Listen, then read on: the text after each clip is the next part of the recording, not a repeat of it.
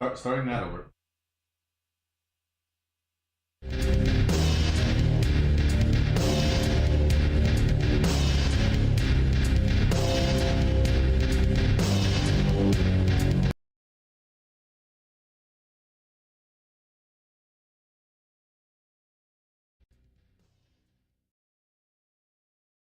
Isaac, it's me. I wish I could talk to you. Without you, how can I find love without you? I spent way too much time on you. Please don't hit my phone, 'cause I've been waiting on your call. Please leave me alone, 'cause I ain't love you for too long. Girl, it's cool. Trust me, girl, it's cool. And maybe you should lay down and use my body as a playground.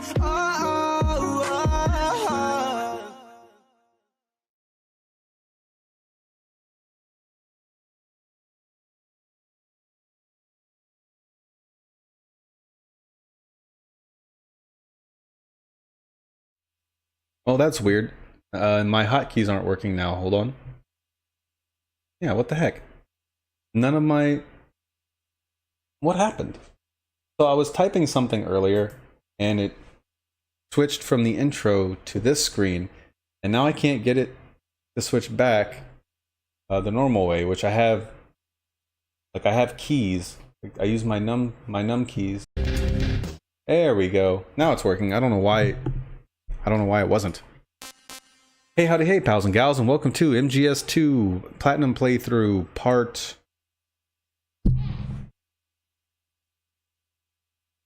8. Part 8. Yeah, now we're on weapon mode. Yay. The real reason I ended the stream when I did yesterday, because I didn't feel like doing it.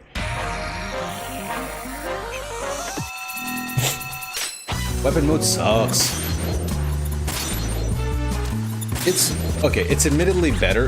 There we go with that random X button. Oh. It is admittedly better with Tuxedo Snake.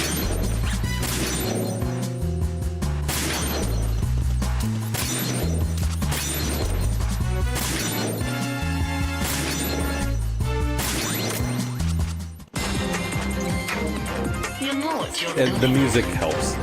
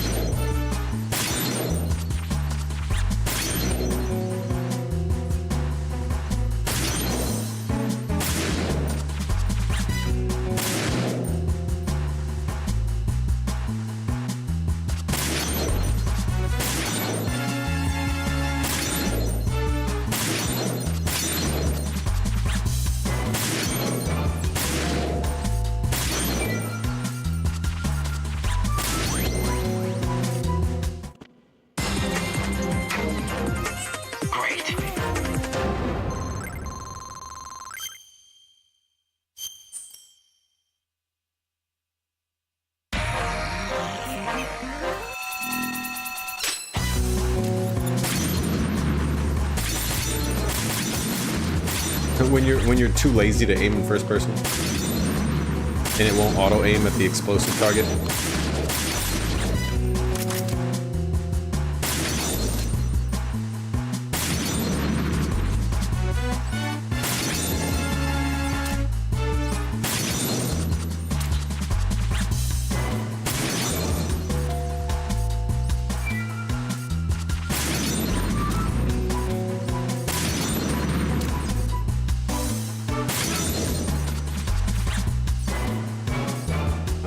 Son of a bitch. Oh, wow. I have to wait for it to line up perfectly again.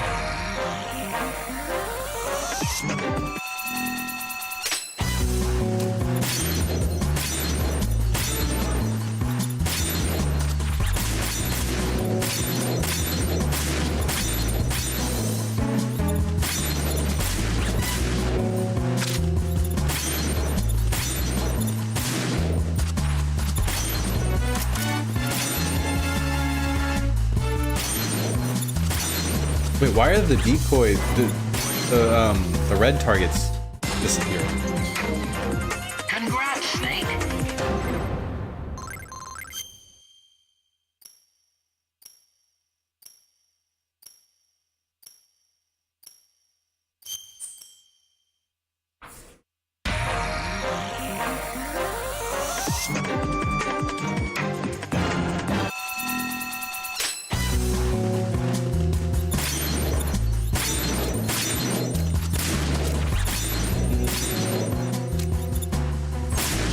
Oh, damn it. Here we go.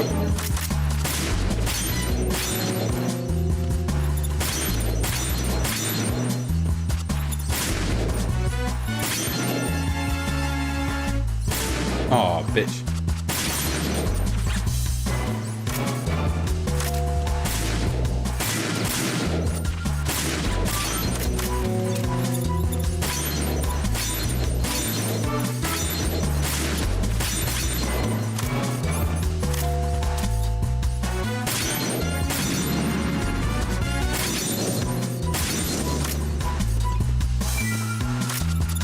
No, wrong one.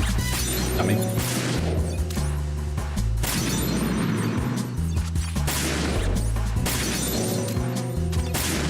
oh, don't randomly crouch on me.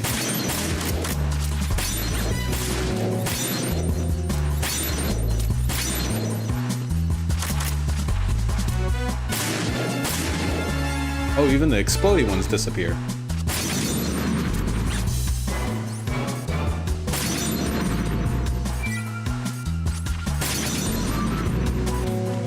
Okay, got all those. I think. Yep.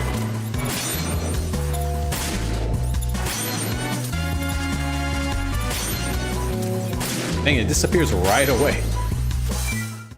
Oh, I don't have the chat up. Great. Hey, Turbo Tails. It's hard. Not too bad. Wait, that was the last one?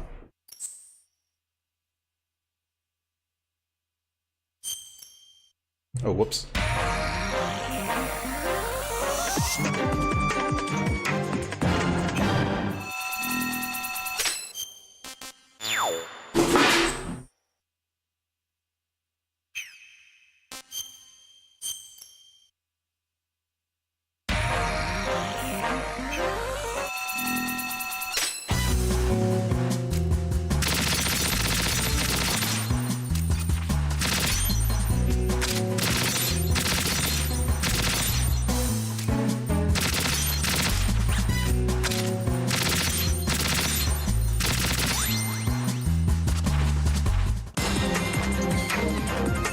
Great.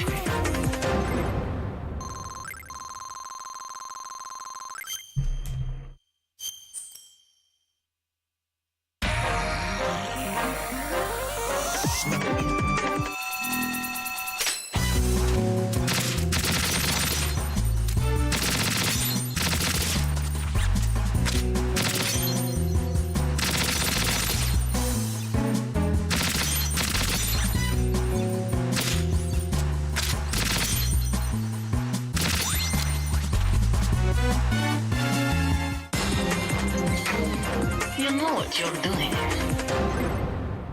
I still can't help but think of all the fun I had with PS1 demos while living in a bus at such a young age. Yeah, that does sound like a pretty awesome childhood.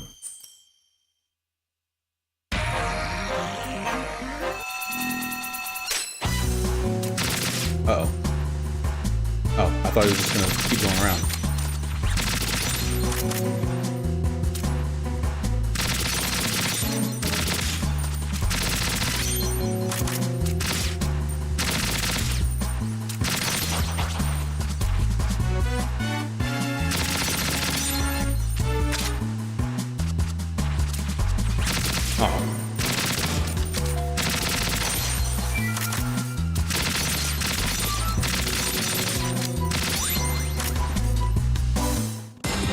Yeah, weapon mode is my least favorite.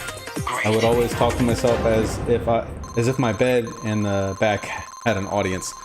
Yeah, admittedly I used to do that too. When I was a kid, I would pretend all my friends were there.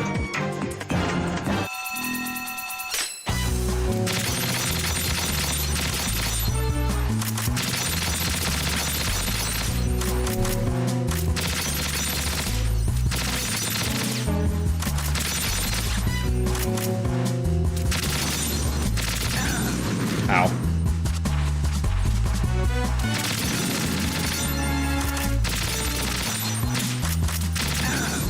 Oh, come on, I wasn't that close. Boo.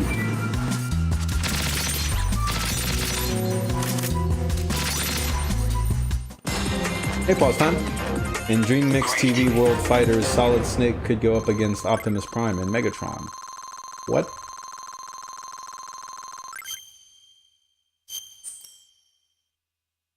What is Dream Mix TV World Fighters?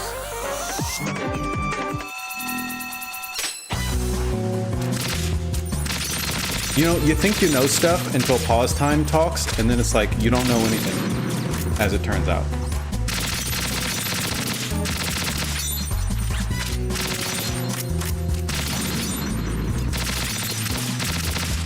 Hello? There we go.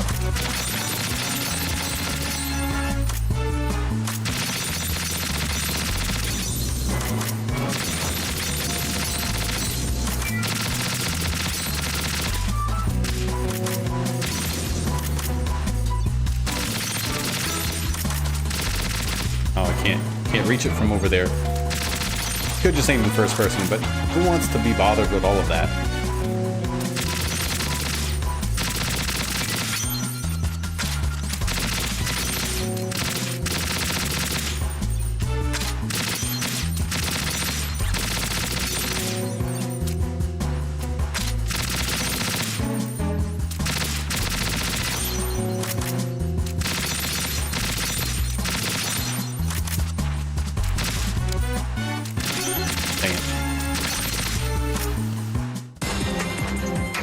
Smash clone from the 7th gen. 6th gen. I always get them confused and mixed up. Which one is 6th gen? Tell me which version of the PlayStation it was.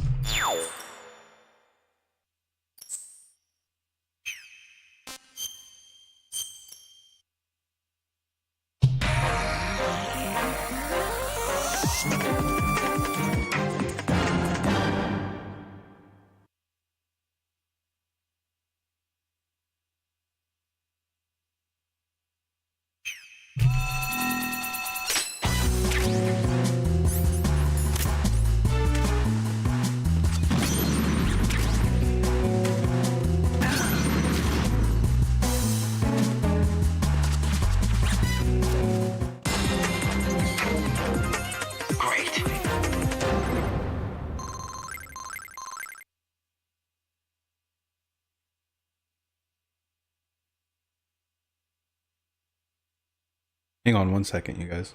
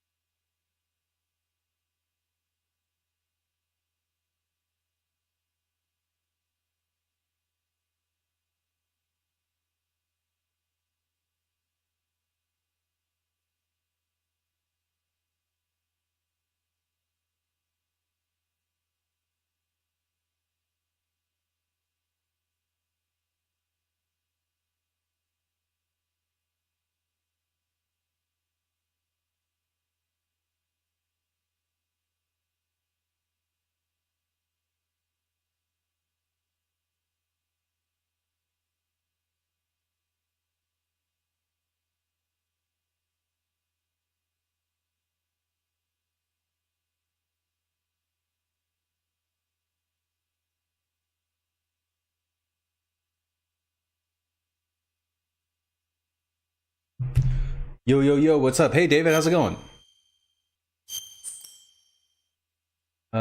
PS2, GameCube. Ah, okay. When I put in a demo disc called Jam Pack Winter 98, I said, hey, all gamers and friends, now for demo number 1. We're going to start things off with Metal Gear Solid. So which Metal Gear Solid demo was that? I think you said there was, what, 3 different versions? Great, now I gotta wait for them to all get back in this. Oh, that is not nearly as much of a chain reaction as I thought it would be. Just do this.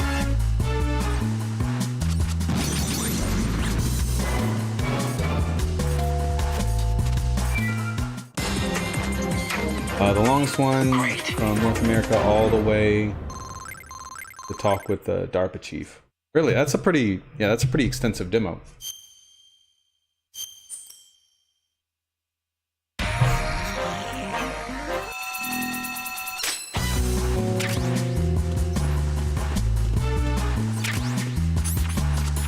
Nah, they should have made a demo where it takes you all the way to the second disc. Get the players really invested.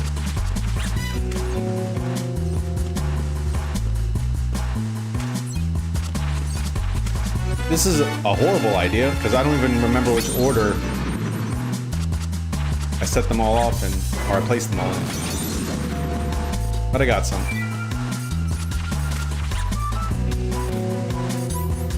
I could also do Claymores, but last time I did Claymores, they started going off before I'd have a chance to run away.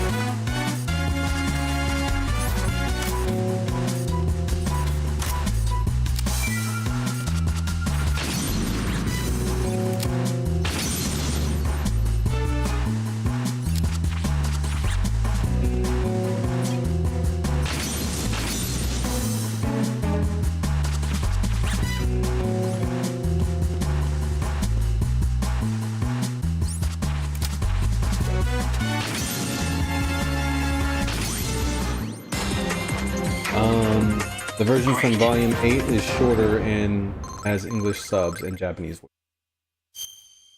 And which volume did you say it was? Jam Pack Winter 98.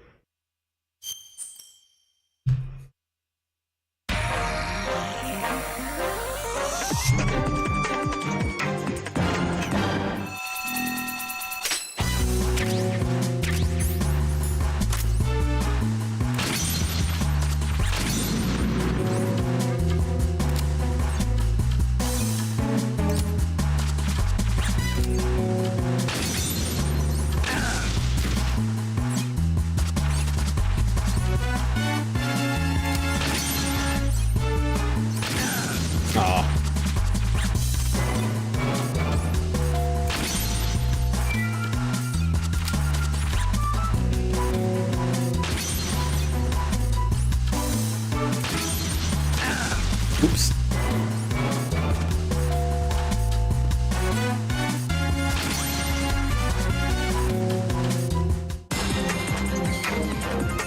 Great. Or in Spanish, David.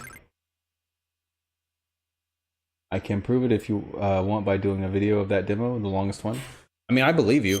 I don't know which one I played, but I played a demo. I was at I think my great aunt's house, and she had a PS1 there, and there was a demo disc, and I played the MGS1 demo. I already owned the game at that point, but I was bored, so I played the demo, and I didn't get to the end of the demo, but I think I got to I got inside the tank hangar before I quit. And I remember thinking, like, dang, I wonder how long that demo will actually let you play, like how far it actually goes. It was probably the one that brings you to the DARPA chief, or that lets you get all the way to the DARPA chief, because it had like the full English voice cast. I'm guessing it was the longest one, probably.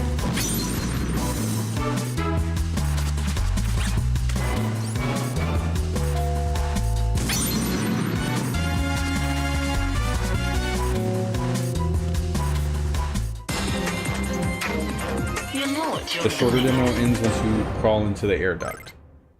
Yeah, I don't think this one ended when I crawled through the duct.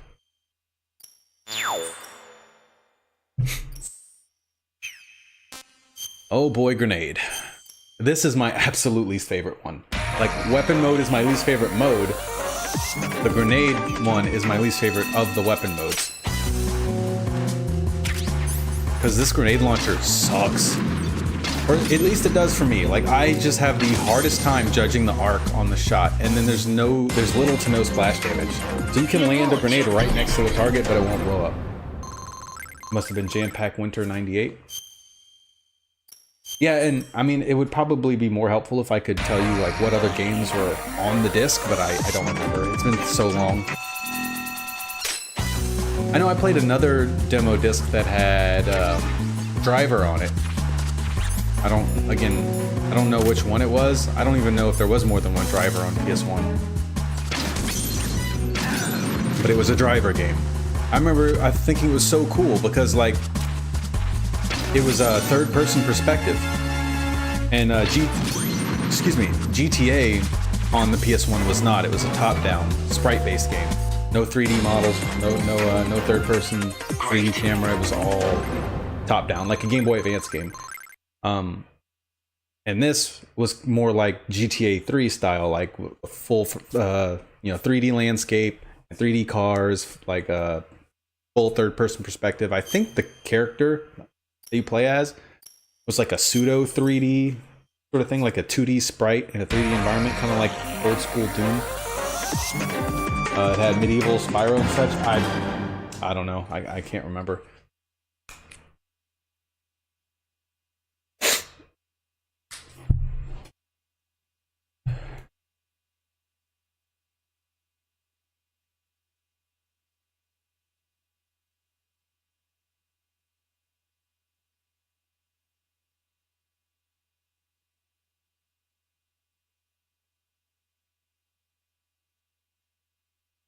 Hang on 1 second.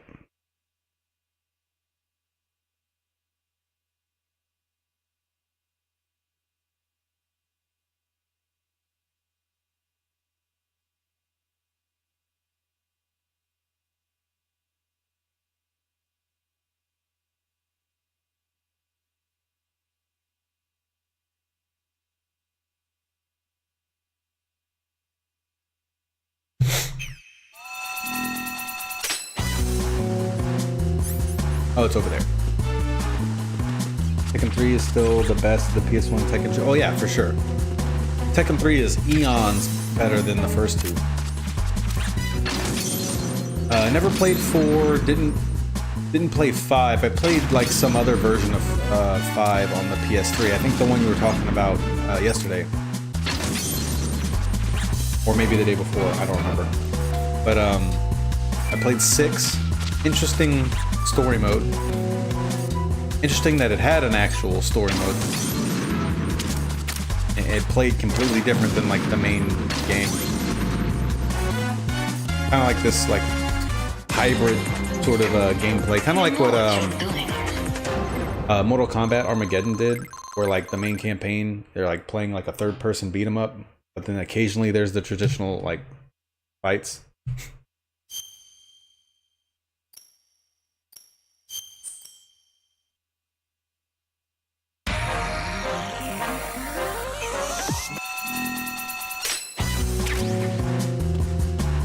Tekken Tag Tournament 1 did have Tekken 3 graphics on the arcade, while PS2 had graphics later used for Tekken 4.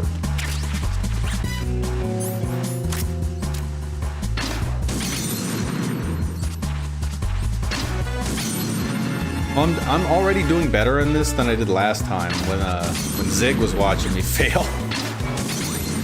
Okay, yeah, like, wow. I did that way quicker than I did last time. But the real one, wow, I got the top score. The real test is going to be the last one. Oh, yeah, here it is. This one. This one's horrible.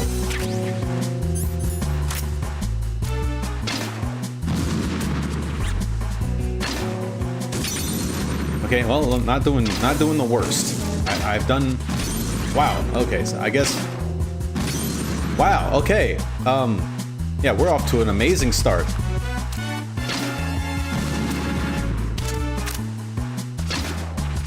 Dude, last time, this was embarrassing for me last time. I was completely failing. Oh. Well, I would have hit it if it hadn't disappeared.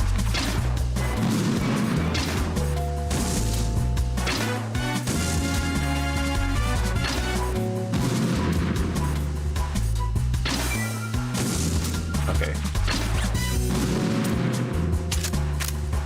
I have 3 more to get. I have, oh yeah, I have plenty of time. Okay. So I will, yeah, okay, I got it going right where I need it to go. I'll just wait for the box to show back up. Boom.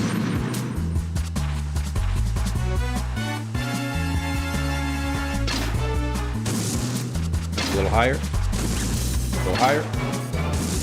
Oh my gosh, can I even get it over there?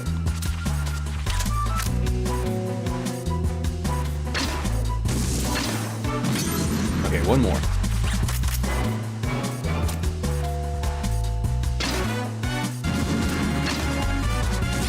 All right, there we go. Yeah, that was way better. Even at the You know end, what you're doing. it was way better than it was last time. Holy crap. Yeah, last time I was just sitting here talking to Zig, freaking embarrassing myself, missing every shot. Would have been nice for Tag Tournament to have the arcade graphics as an option.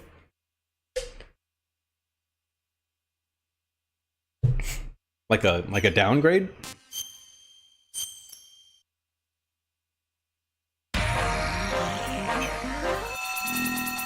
Random obscure fighting game character Hyena from the King of Fighters. Oh, speaking of random fighting games, who here has played any of the Bloody Roar games?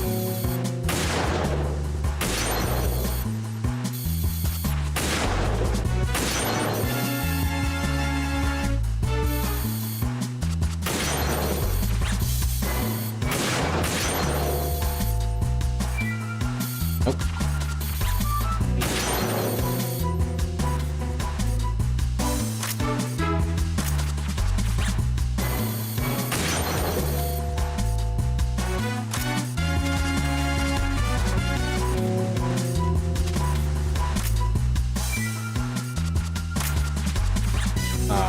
Okay.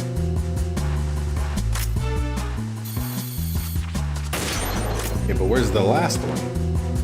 I don't even see that. Oh, there it is. Hey, I didn't faceplant. This Tuxedo Snake is Smooth Snake.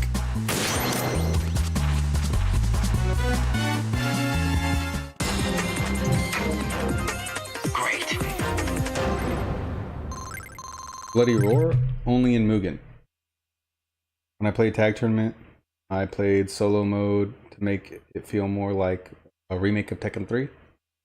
Yeah, I prefer one-on-one in fighting games as opposed to like the old tag team thing. Like that was actually something I didn't really like about was it Street Fighter Cross Tekken or Tekken Cross Street Fighter? I think it was Street Fighter Cross Tekken. Whichever. That one. You know what I'm talking about. That was kind of one of the things I didn't fully like about it. It's like I was kind of hoping they would do a proper mashup of the two games without any extra layers, like let's make it a tag game. But it was a good game though. Like I was worried that because they were combining two games with big rosters of characters that they were gonna basically like heavily cut back, but they had a lot of characters on it. The PS3 version of Tag Tournament 1 doesn't have solo mode, and it was Street Fighter Cross Tekken. Okay. I thought so. I thought that's what it was. And then there was also supposed to be a Tekken Cross Street Fighter. Like Capcom was supposed to make their version, and then Namco was supposed to make, sorry, Bandai Namco was supposed to make their version.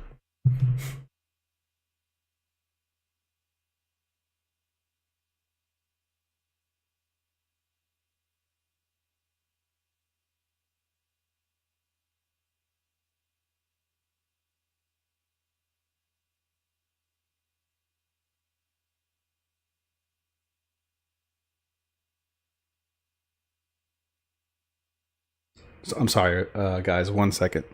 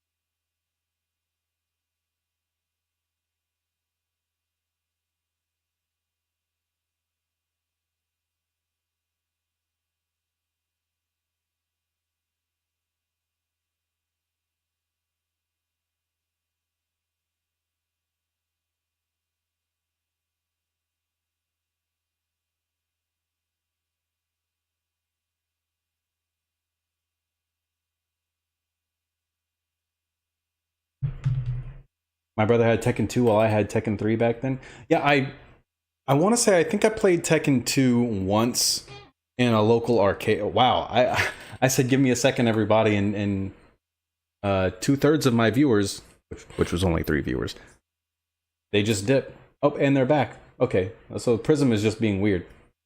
Yeah, I think I want to say I played Tekken 2 in a local arcade once when I was a kid.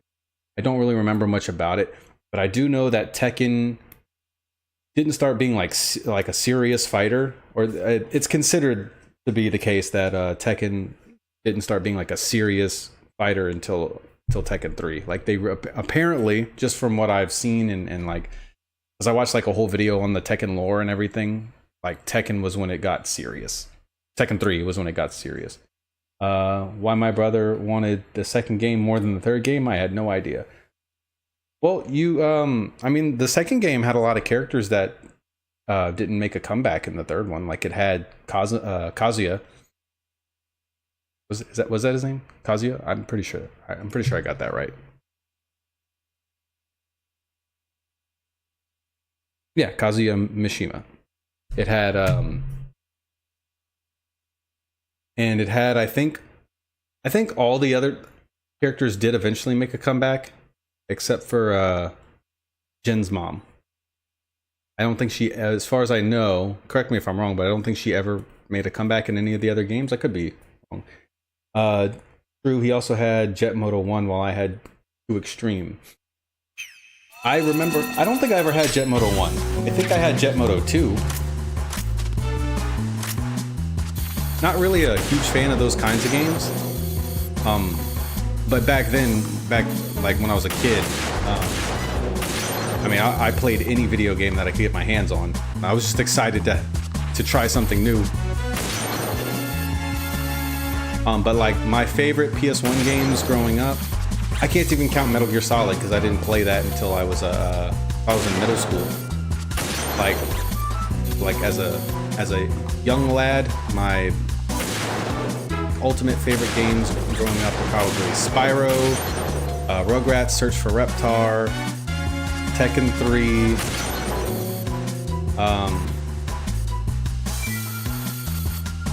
Mega Man Legends.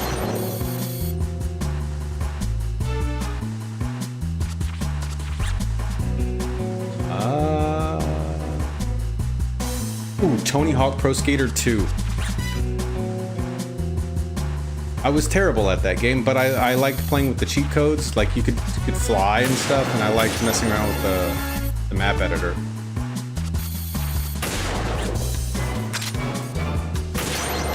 I don't know why I'm not using the medicine.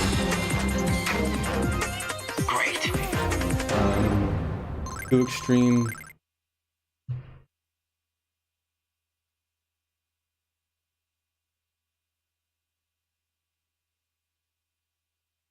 Hang on.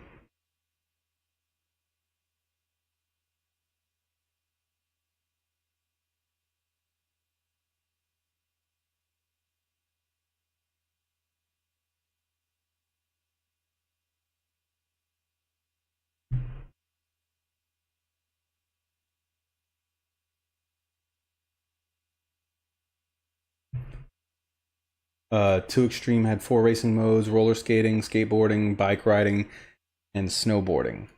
See, that all sounds familiar. I know I had it, but like that was, I'm 32. I was probably 8 or 9 at the time, so my memories of those games are very, very vague. I do know that there was no, I don't even know what the game was called, but there was a game where there was like bike riding, rollerblading and stuff. Like, I don't think it was Too Extreme though. I think it was a different game that had all of those same sort of things in it.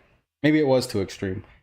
When he was a young lad, he ate 2 dozen eggs, and now he's roughly the size of a barge. Gaston.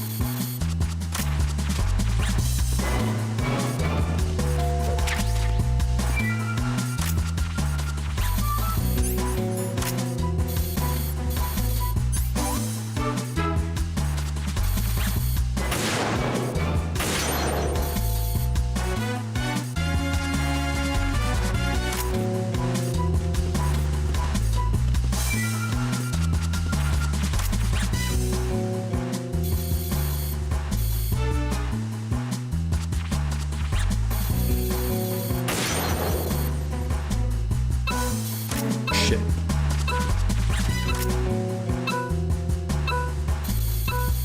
Oh, stop disappearing. Oh my gosh. 8/10 of a second. Great. Or was that 8/100 of a second?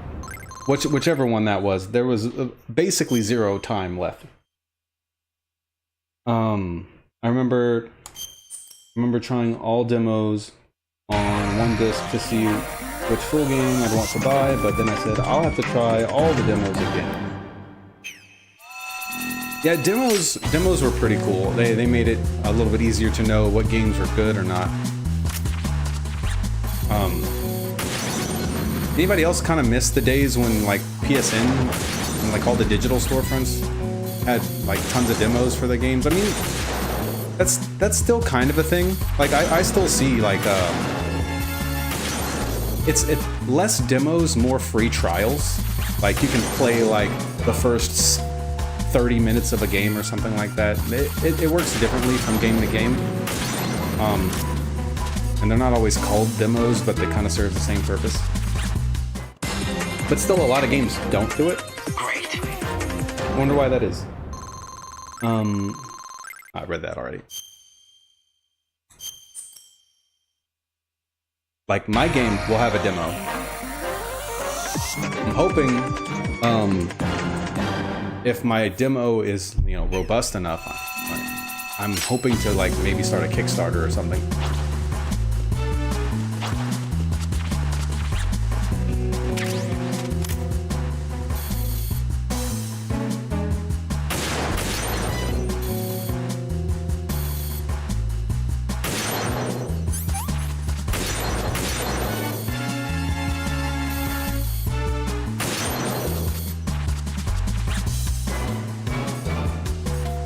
I thought I saw one over here. I definitely see one over here.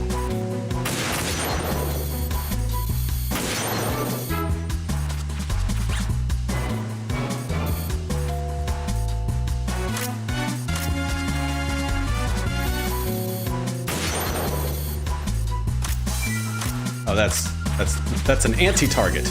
We don't want to shoot that.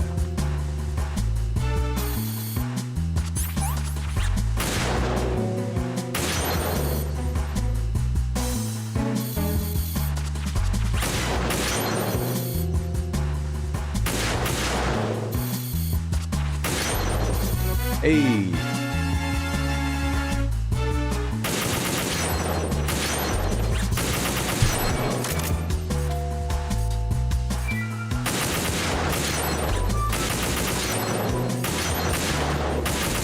Oh, there's a little explodey boy.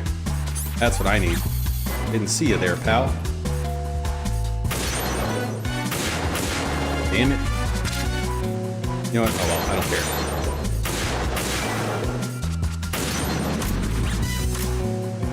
I was gonna try to, you know, hit the exploding one and have it blow up all the other ones, but it's taking too long.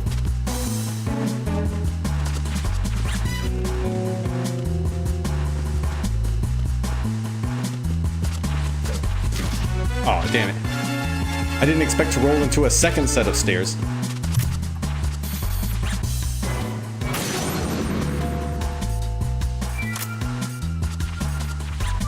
What am I missing?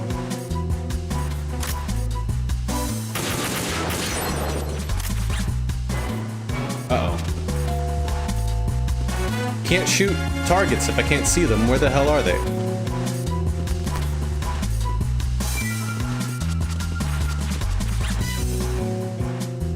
I know there's... Oh, there's one.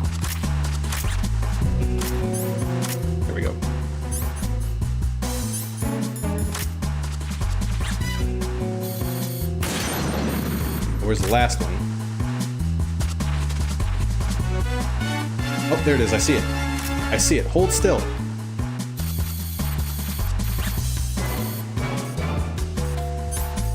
Oh, we'll wait for it to come back before I take my anti-sniper rifle Parkinson's medicine.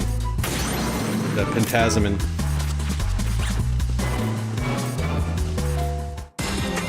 When I bought Mega Man Legends, I was amazed. Yeah, no, Mega Man Legends is a terrific game.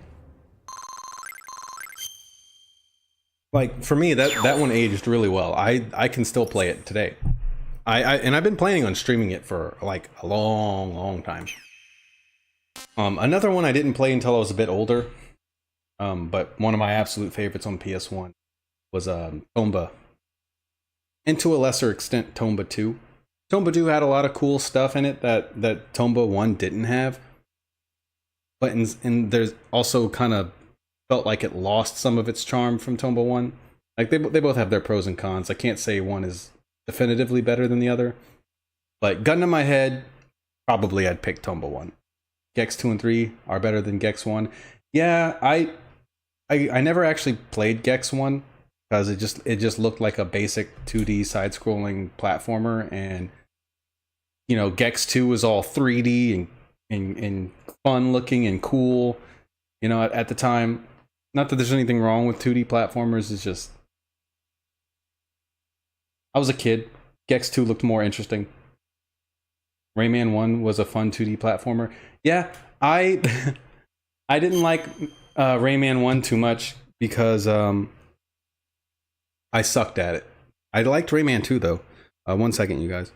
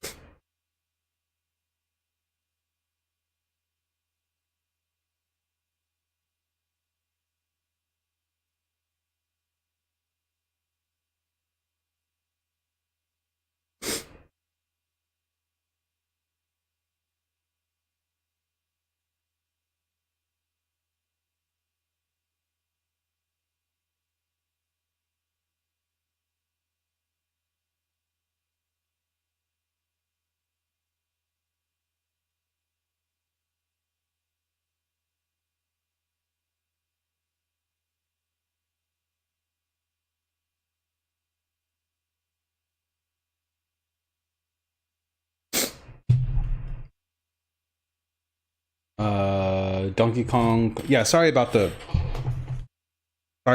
like every few minutes I'm like I'm on my phone. There's having an important conversation with somebody that can't wait.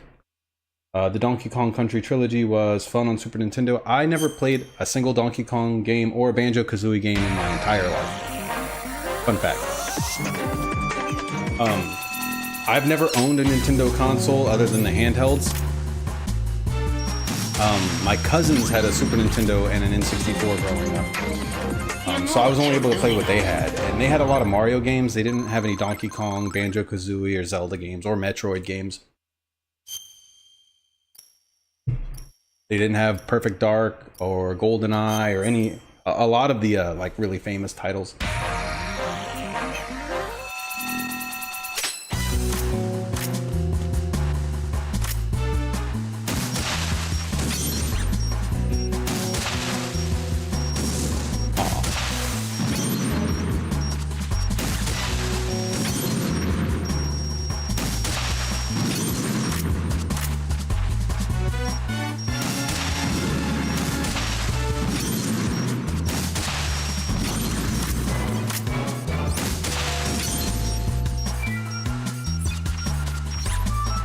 Hello?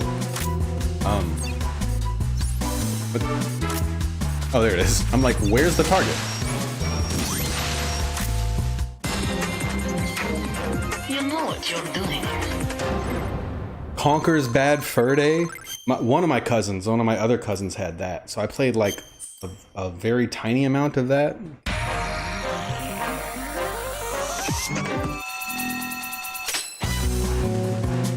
Yeah, so I kind of missed out on a lot of that stuff growing up.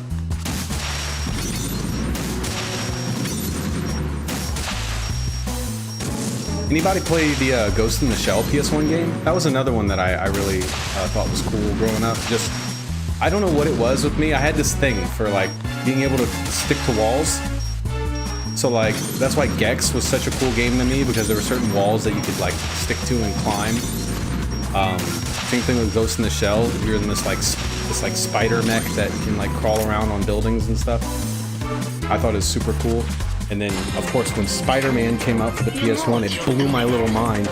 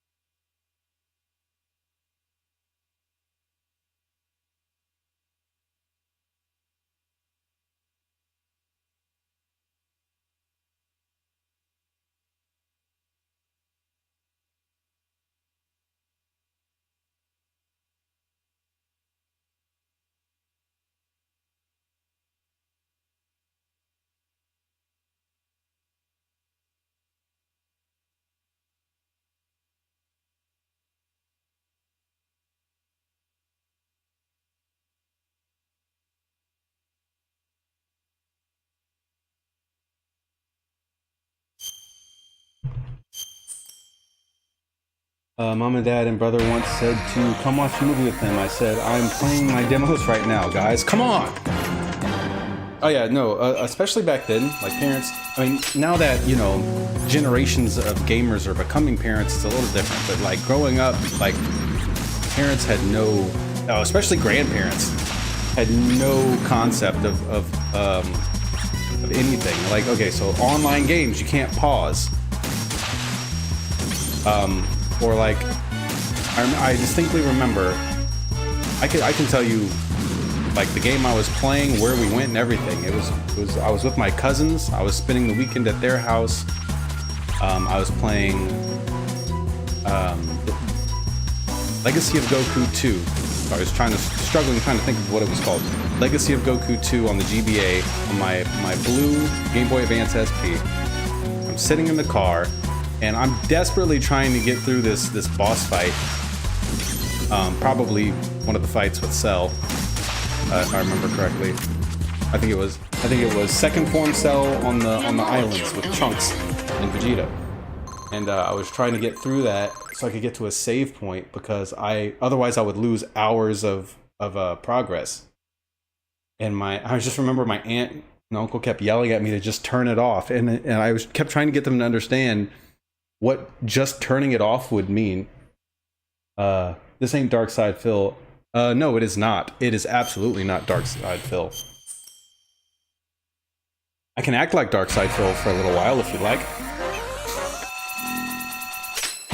Oh my god, where are these controls? I can't do anything. Oh my god. This game sucks. How does this even work? This is bullshit, Kojima. Okay, I've had enough of that. That was my not so great interpretation or impersonation rather of Dark Side Phil.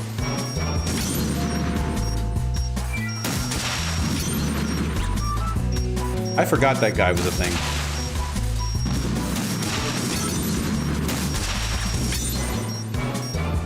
I'll play devil's advocate a little bit with Dark Side Phil. I've seen a lot of the how not to play compilations that people have made of him playing various games, but like he's in a lot of them he's not as bad as people act.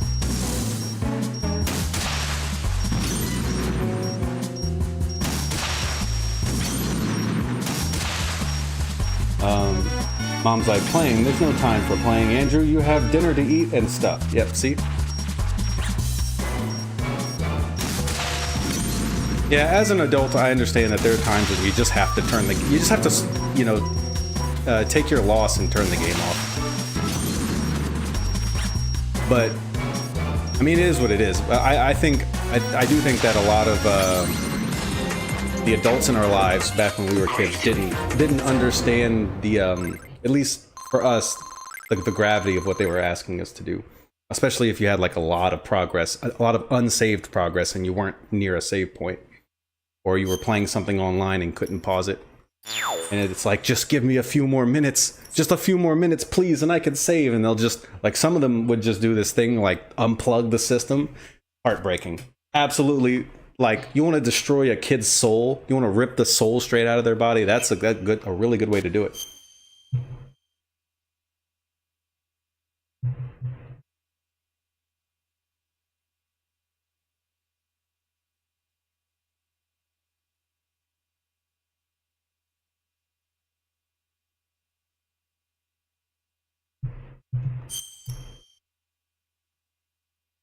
Snake?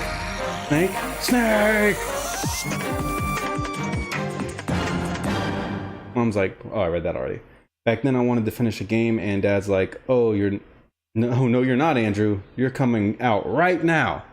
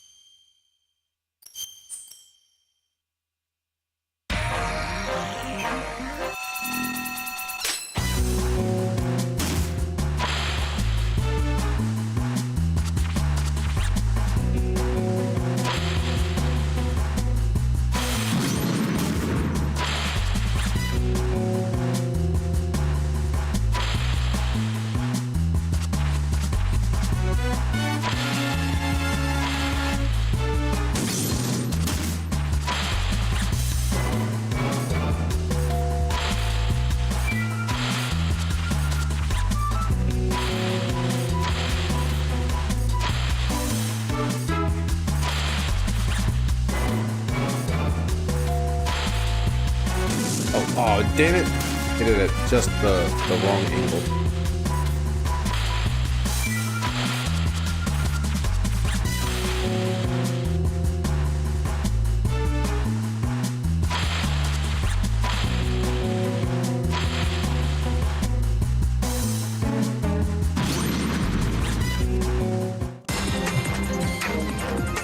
Great.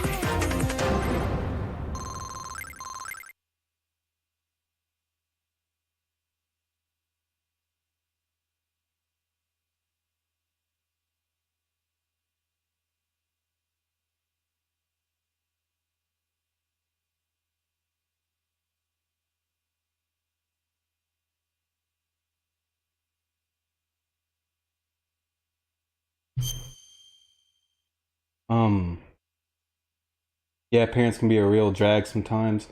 When my parents used to ask me why I played so much, I used to ask them, well, why do you binge TV shows all night? Exactly. I miss Nickelodeon from the 90s and early 2000s and other shows back then.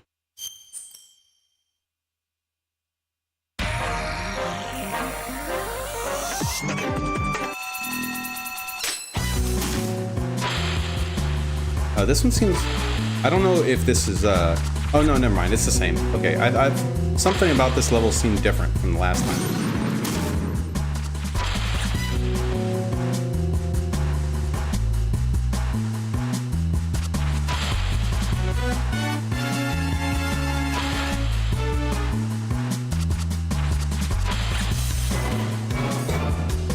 Glad I made that.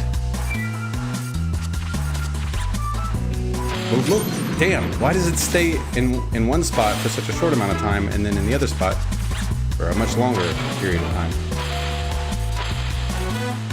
Got me boost. Dang it.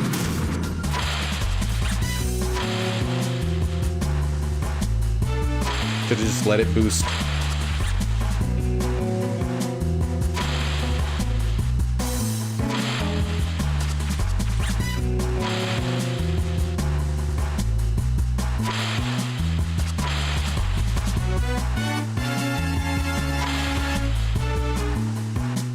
No!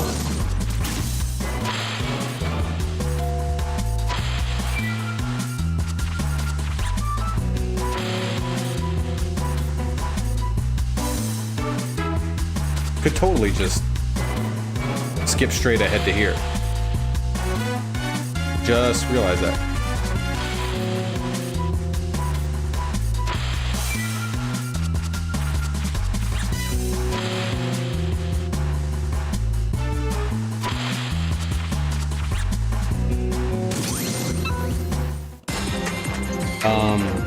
I remember watching so much different channels as a kid.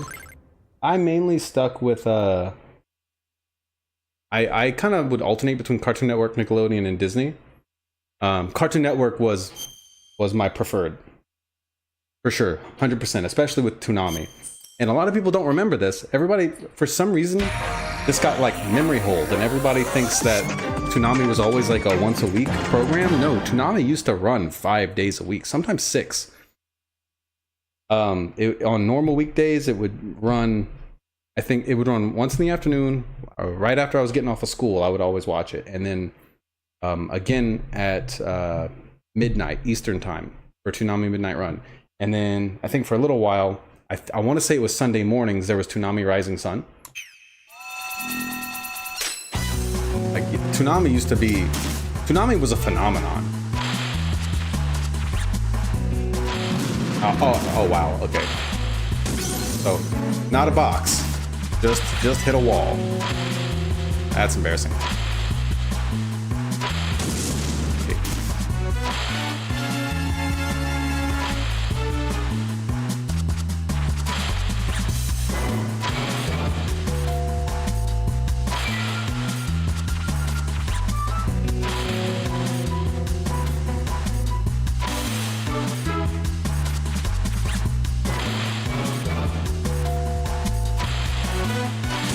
Dang it.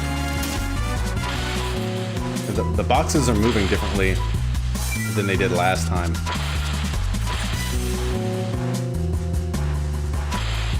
Like all these levels are basically the same, but there's all these little slight variations between characters.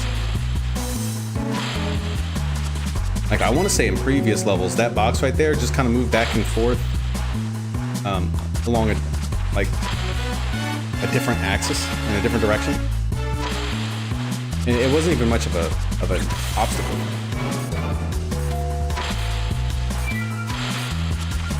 Fuck. Oh my god, no. I panicked.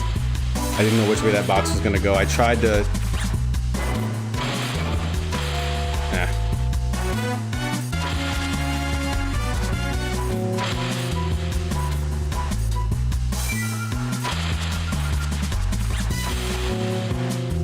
Tried to give it as wide a berth as possible and flip that corner.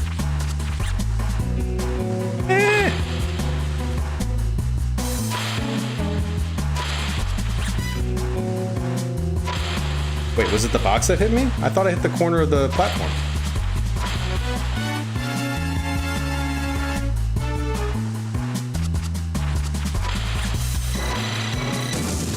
Oh my god.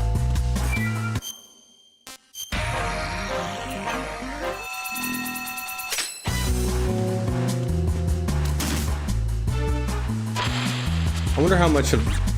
Oh no. Okay, no, there's no...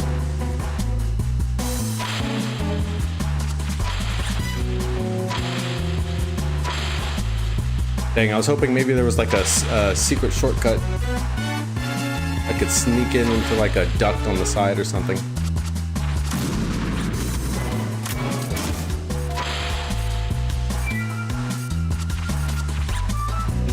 There's this.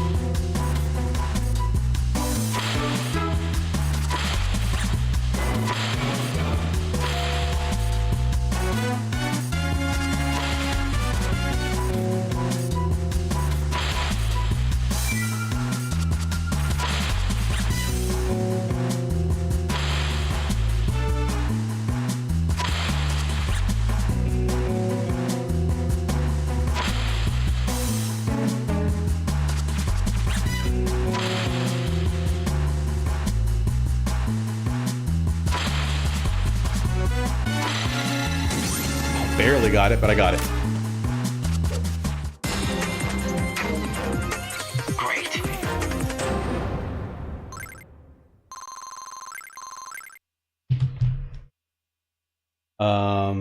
YouTube has channels where you can watch Toonami reruns. Yes, actually, I do occasionally watch some of those while I'm eating or whatever else. Cartoon Network and Toonami was my jam back in the good old days. Of course, Nickelodeon had so many live action shows back then, like Are You Afraid of the Dark and classic. Oh, like Clarissa. Jesus Christ, I need my glasses. Clarissa Explains It All. Even Lassie and Flipper. YouTube has channels, blah blah. Sing Toonami. Robot Evolve. Oh, Tom. Yeah. I don't know how many people remember this, but the original host of Toonami was not Tom. It was Moltar. Hang on.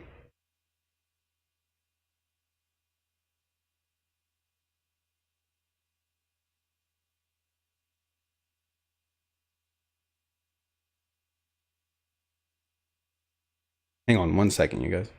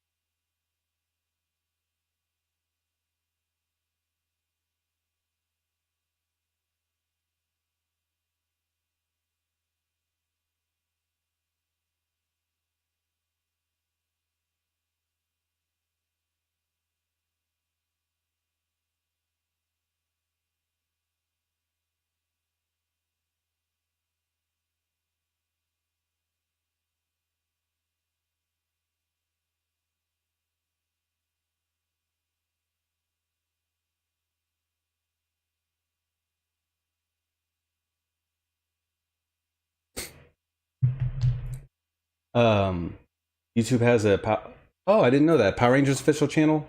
His name was Tom. Just looked it up. A little short for Toonami Operations Modules. Yeah, I didn't actually know that what it was short for. But yeah, Moltar from Space Ghost. I don't know how many people actually remember that was a thing, but Moltar, like a 3D animated version of Moltar, was the original Toonami host before Tom took over. And the original form of Tom was like this little, like what I think he was like white and blue little robot that looked pregnant for some reason. He had like a little round belly, and yeah, and then that turned into like Black Tom, and then Black Tom turned into like Jacked Tom, and yeah, all sorts of different versions of Tom over the years. And then they came back, and they were just like a once a week thing.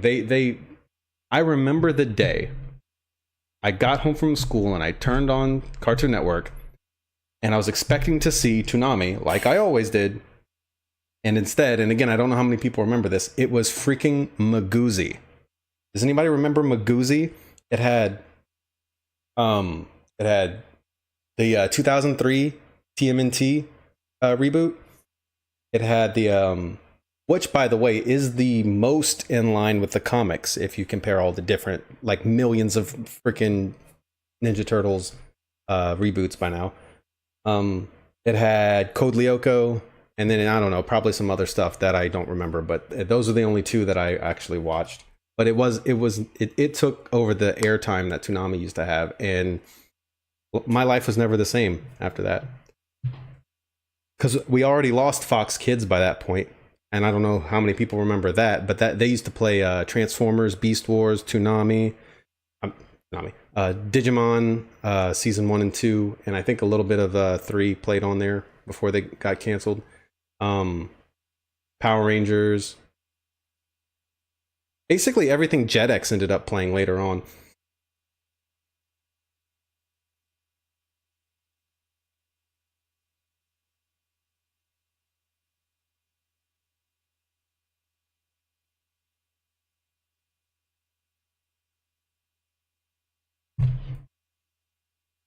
Fox Kids, yes, and of course Goosebumps, yes.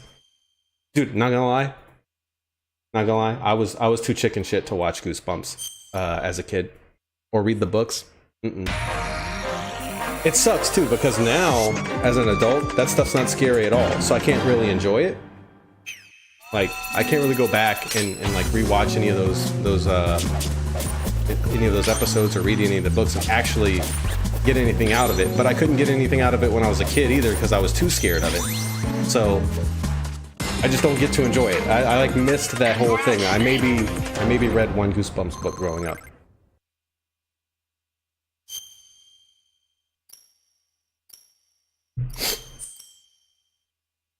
Anybody else remember Animorphs?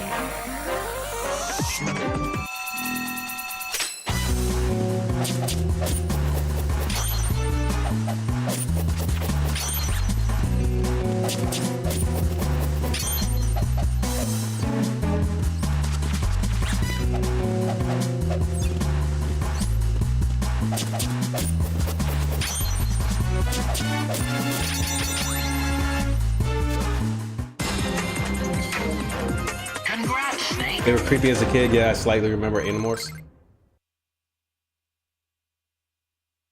I feel like I have to sneeze, but it's not coming. Well, we'll monitor that. Yeah, Animorphs, you know, for a children's series or a self-proclaimed children's series, it was pretty brutal. It's been a while since I've read any of it, but I remember that, you know, people died in some pretty interesting ways. There was some legit life or death battles happening, and sometimes people died, which, you know, not that doesn't happen a whole lot in like children's television.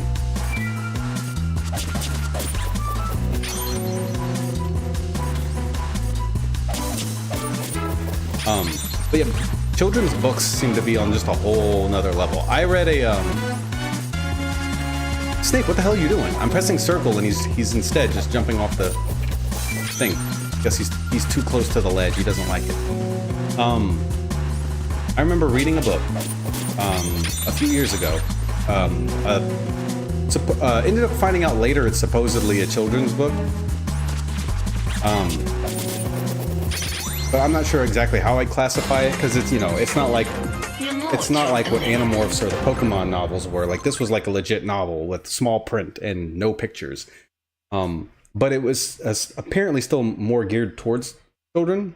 I guess maybe for like middle school age children. Yeah, no, there's about this kid who became a spy, and they describe in some pretty graphic detail some battles he ends up joining at one point where he kills people, and they describe the human debris that you see flying around and scattered everywhere during and after the conflict.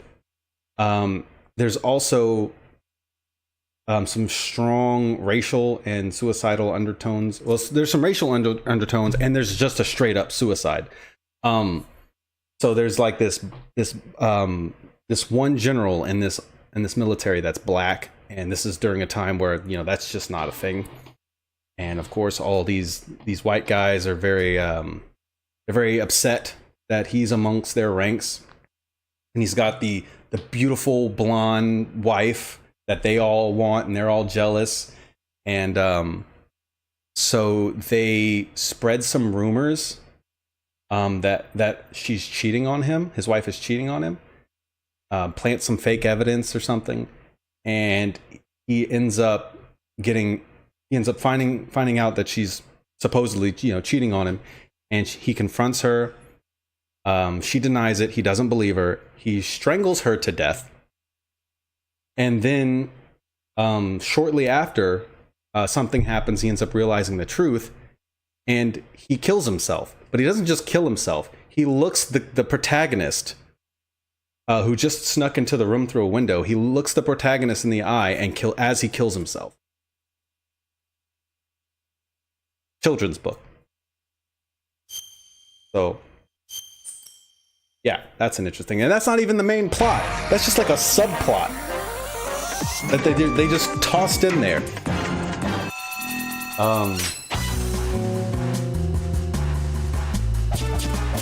I thought of changing my channel name and stuff to Nickelodeon and make it look like Nickelodeon has a video game show. Not sure yet. I don't think anybody's gonna buy that.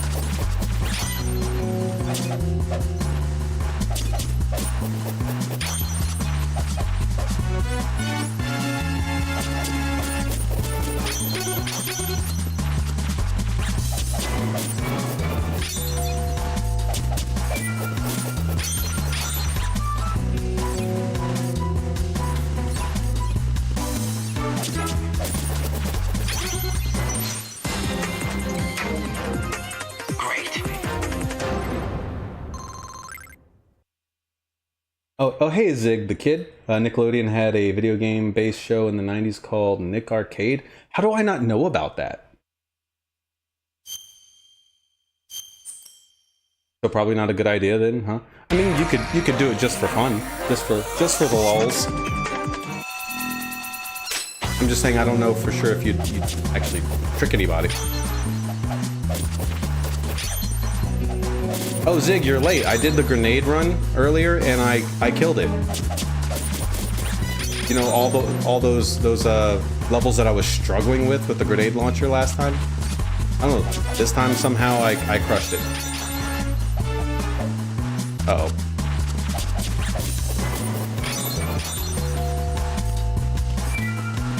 I probably should have gone the other way, huh?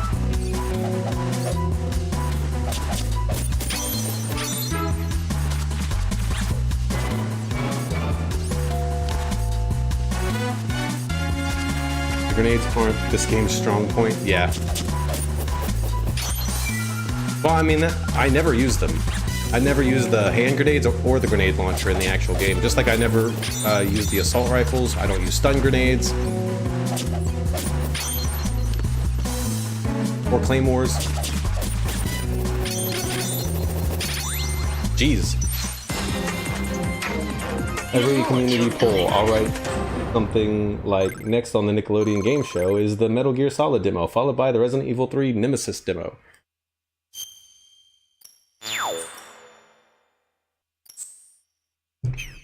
All right, we're done with weapon mode. Variety mode.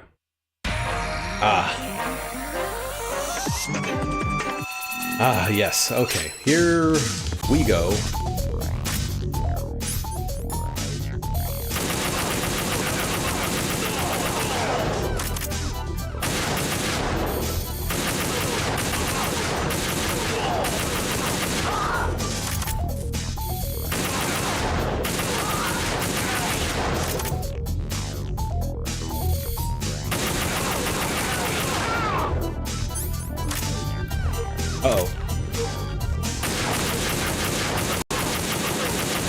Didn't see them coming from the side. That's bad. Okay. Wow. Okay. Fellas, one at a time. Are you Afraid of the Dark was a fun show? That's one of the reasons the VR missions exist, is to give reason for those weapons to exist. Yeah. Like you said, it forces you to explore every aspect of the game. And also, playing the game on normal, there's a lot of weapons, items, equipment that you really don't have to make use of, that you do in European Extreme. So I became familiar, like, with the book, for instance. I think I made a lot more use out of that in European Extreme.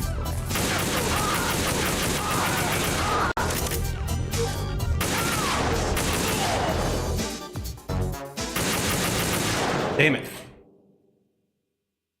I keep looking off to the left because I don't want them to catch me off guard coming in from the left. Because I'm sure I missed one or two of those guys.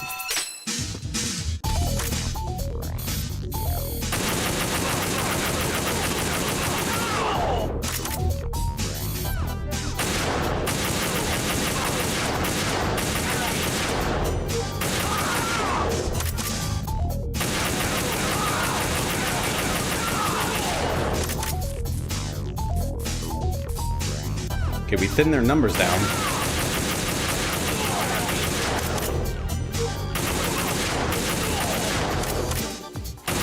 No. Oh my god. Where are you?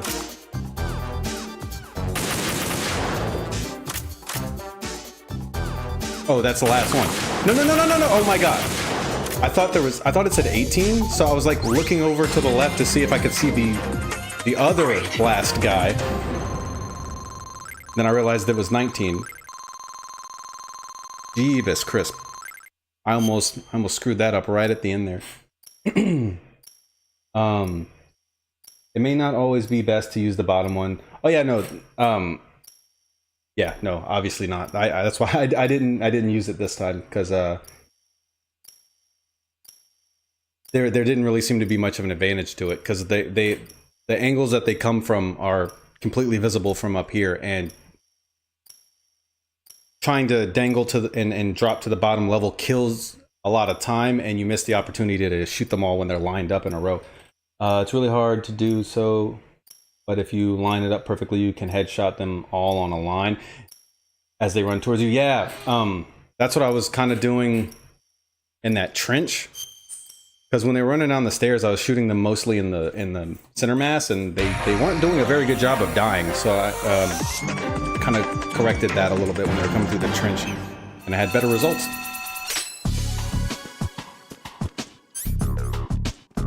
Oh, this time they just gave me the M9. I think I complained last time because all I had was an M4. I'd take that over the M9.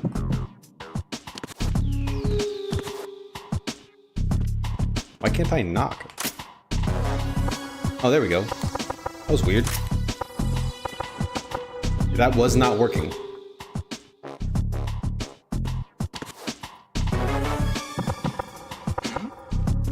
I think my controller is literally dying in real time. Oh my god, stop fucking moving.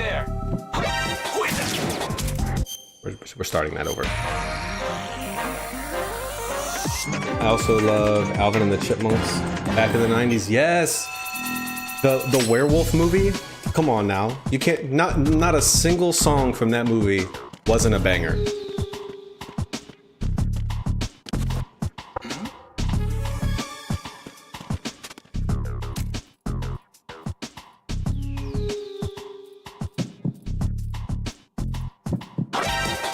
Damn it. It's the enemy. What? Ah!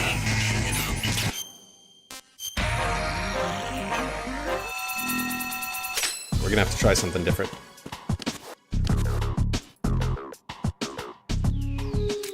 I know there's someone over there, but I can't really see where his head is. Until he turns around and walks away.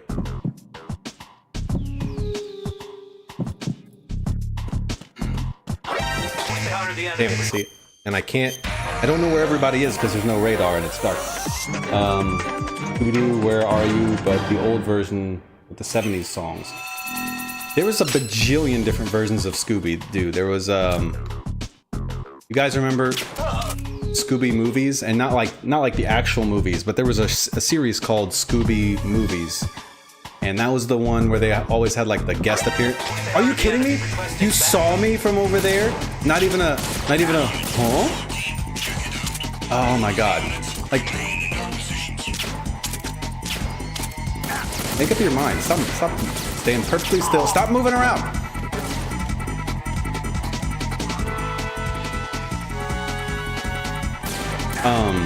But yeah, that was the one with like, where they would have all these guest stars like the Globetrotters, Batman and Robin, Don Knotts for some reason. I don't suppose there's ammo lurking around somewhere.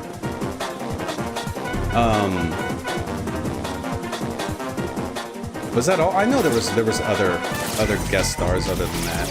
Those are the ones that come to mind. There was the 13th Ghost of Scooby-Doo. Or the 13 Ghosts of Scooby-Doo. Something about ghosts and there being 13 of them. That was a slightly darker Scooby-Doo series. I think they're wearing night vision. Yeah, you could see the little red dots. Or I guess it could be thermals. I would imagine it's probably. Wait, why'd I do that? I can't afford to, I was gonna try to, like, distract him over to the wall by shooting it, but I can't afford to waste a shot.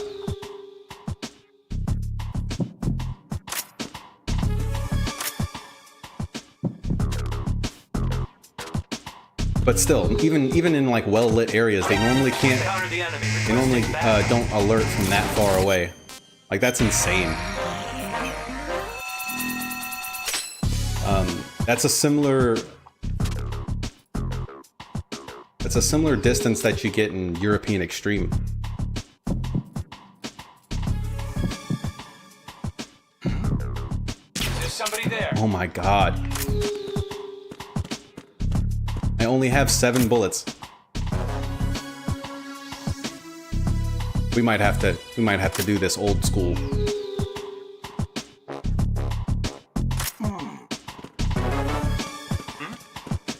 Somebody there.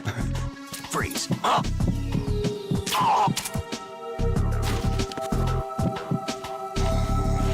That wasn't the best way to go about that, but I did it. Is there somebody there?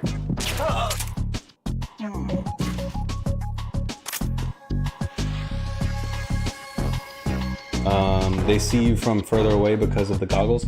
Make you stand out in the dark. Fair enough. You would think in a fully brightly lit, I don't know, let's say cargo ship or offshore cleaning facility, that they would be able to see you from. Like, I'll literally stand at the other end of a hallway and a guard is looking right at me and won't see me. It's actually kind of funny, especially in the Dead Rising is being remastered for modern consoles. Nice. It's actually kind of funny, especially in the original MGS1. Because they're supposed to be like these genetically enhanced super soldiers, and they can't see more than 5 feet in front of them. Like they're literally supposed to have. Damn, I don't know why I thought I had that. Like supposed to have like super sight and hearing and everything, and they don't.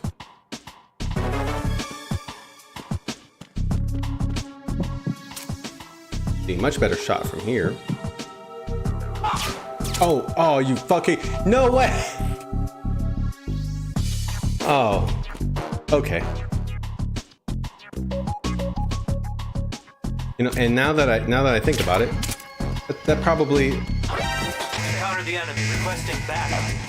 that probably would have been better right from the start. Just shooting for taking body shots instead of shooting them in the head, because that I mean they're gonna pass out eventually. I don't have to get them right away.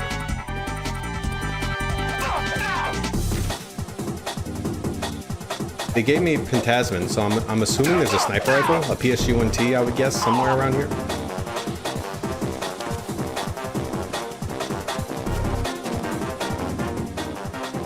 Yeah, if I have to start this over, I'll try going for center mass instead. I don't know why I didn't think of that sooner. Like, my default is always to go for headshots. But that's not always practical. Peekaboo. Hey! Hey! Oh, hey, it's not even the T, it's just a regular one. I figured we were just going non-lethal this round.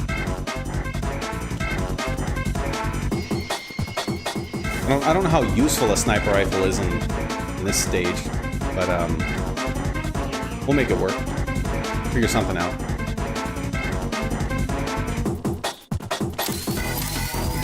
One of them is, yep, one of them is always over here. All right, maybe. Oh wait, I can't sidestep with the PSG-1.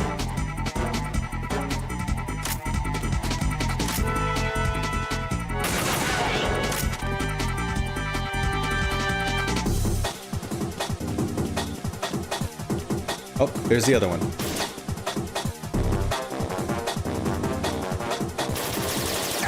Dang it.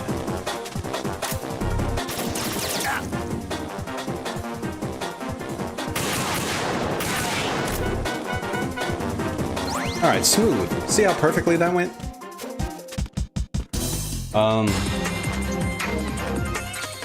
They also talk about in MGS1 that there are problems with them. They need the DNA of Big Boss to fix. Yeah, but they're very vague. Like they make it seem like they're basically they're just gonna get they're vulnerable to more vulnerable to illness. Like they're gonna get sick and die soon if they don't get any sort of help. Like the general vibe seems to be that they're genetically enhanced super soldiers, you know, with enhanced sight and hearing. Presumably better sense of smell too, maybe? But they're also dying.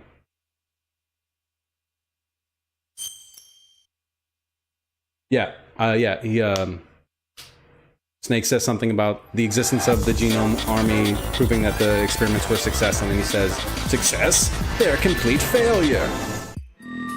But then he goes on to talk about how they're dying due to Freeze. being symmetrical, whatever that means.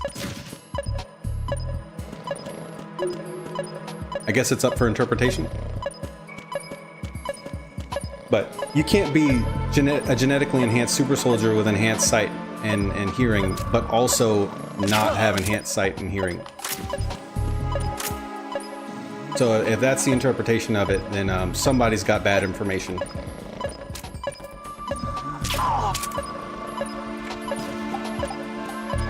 Okay, so we have a B-type bomb, which means it'll blow up and kill me if I get too close.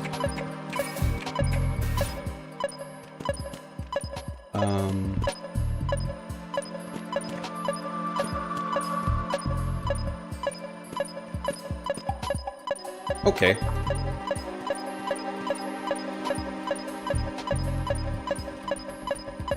MGS is full of random rants about shit like that. Yeah, that's one thing about that whole monologue from Liquid at the end that I never quite understood. I never understood what he meant by signs of symmetry. I never bothered to look it up either. I mean, I'm sure somebody has an idea about that. All right. Don't be mad, guys, but I might blow up looking for this bomb. It is somewhere very close by, and I have no clue where it is.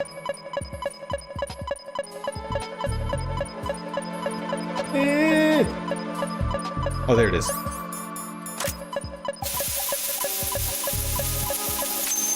I'm glad I hugged this wall.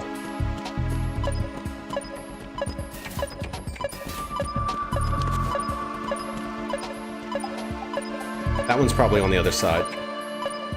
Symmetrical means both sides are mirrors of the other. Like, well, I know what symmetry means, but I don't think he literally just meant like physically symmetrical, like your left side is a mirror reflection of your right side, because I don't know I guess that seems way too simple and kind of like nonsense. Like that doesn't make a lot of uh-oh.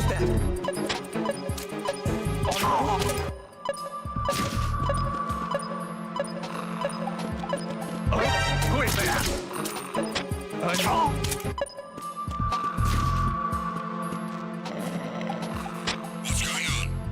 Okay, no need to investigate that. Communications with the first floor of the Shell 2 core have ceased.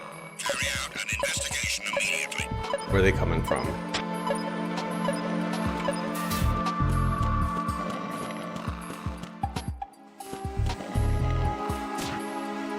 Okay, they came from the other way. Situation is normal. All clear.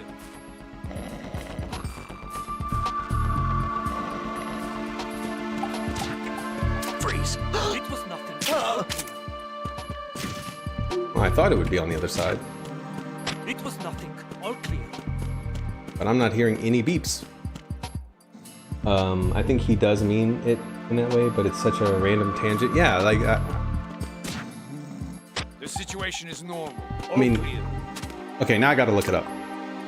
Because I feel like that's way too simple of an It was explanation. nothing. All clear. But yeah, maybe that is all he means. do people that are fully symmetrical people, do they just die? I know it's atypical for a human being to actually be perfectly symmetrical. Like there's always these micro differences between your left and your right sides.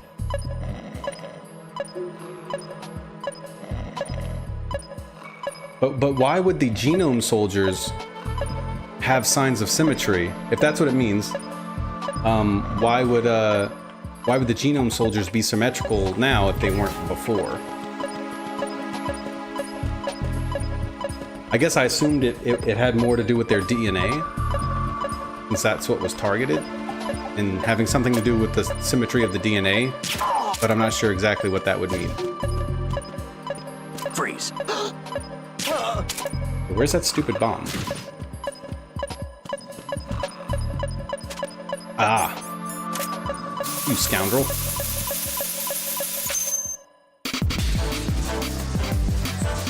Oh, beat you to it.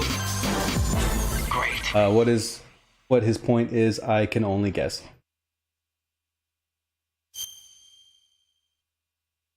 Yeah, there's a lot of random things like that with a bunch of different theories. I might look it up after this. I watched a video last night about this guy desperately trying to figure out where Arsenal Gear's rectum is. You know, where you fight all the Rays, all the Metal Gear Ray units? You climb up a ladder, and then you end up in this area that appears to be outside, and there's water, but the water's really shallow, and then there's like this weird platform that you're standing on that has no ladder. And apparently this guy's been spending his entire life trying to figure out where exactly that is, with no answers. You know, I know what you're talking about. Oh, you've seen it? Or at least like seen the thumbnail for it, I guess.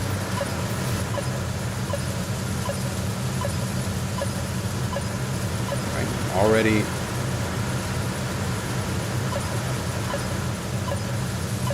It's probably below me.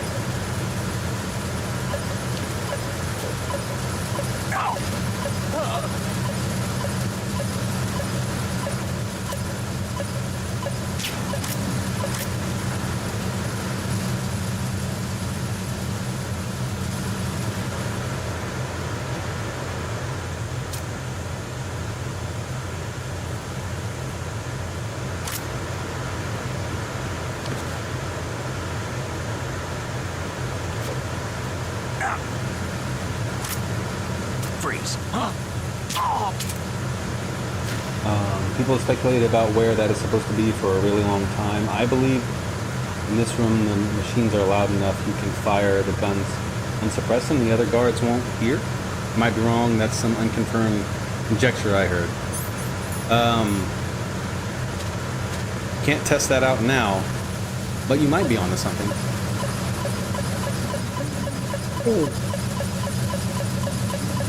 Hello?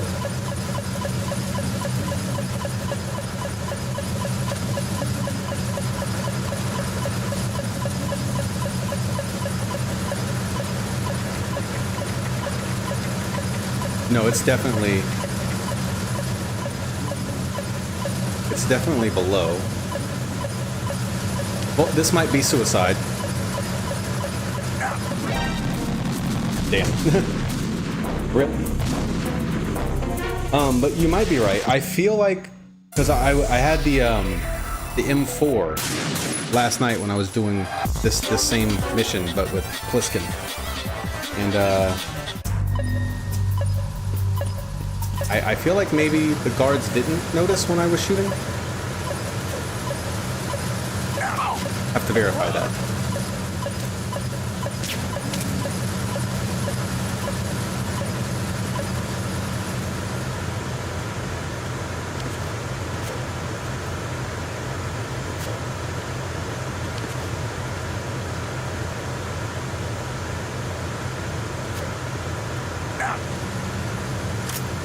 Freeze.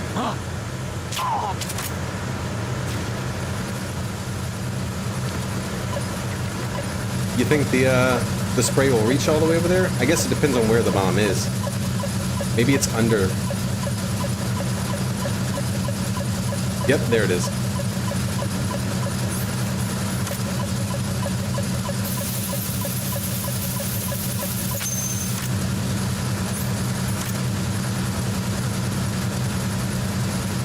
It does, but also doesn't. Like, it reaches further than it looks, but you also still have to get pretty close. Sometimes uncomfortably close. Wait.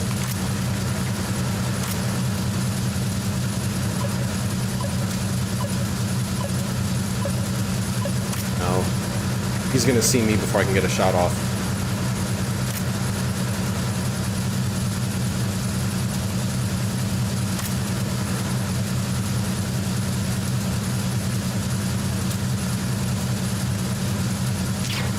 Dang it. Uh-oh. What's that? Well, that works out. Now he's gonna come to me. You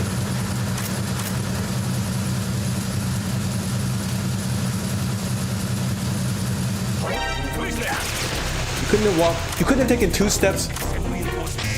I hate you so much.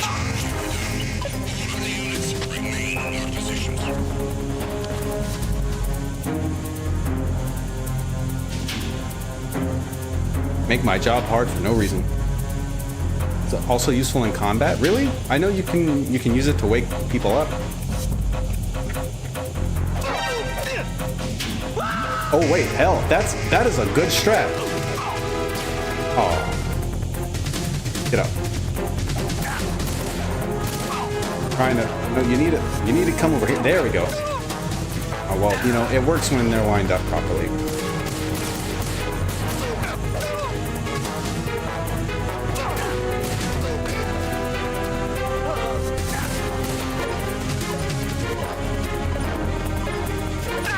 There we go.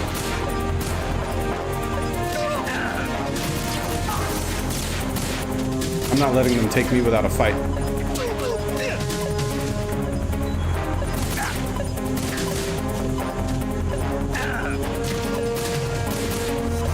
Actually, better idea. I can try to discern where the next bomb is, so this isn't a completely wasted playthrough.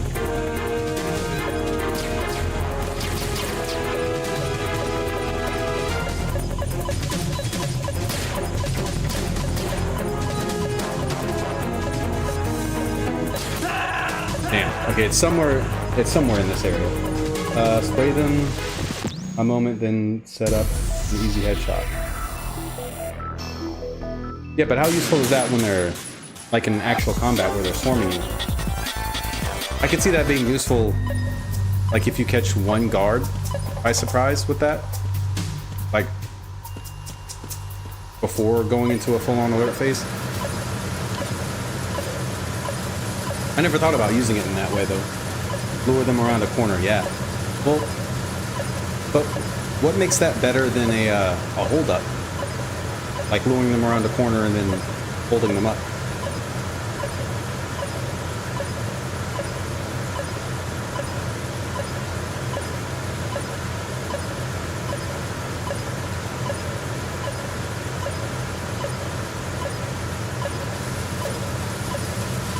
How do you not see that?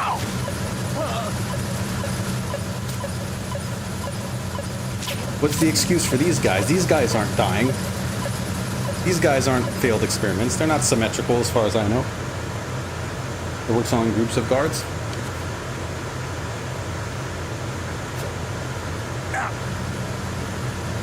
Freeze.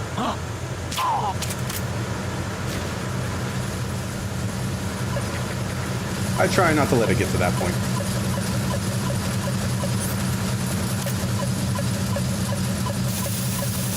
Yeah, so it won't reach right there. There we go. Wait. No. Still won't reach. There we go.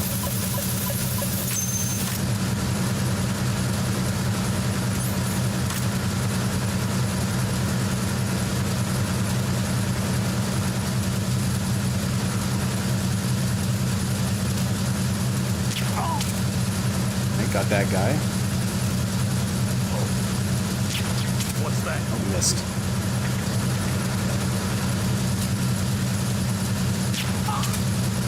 There we go.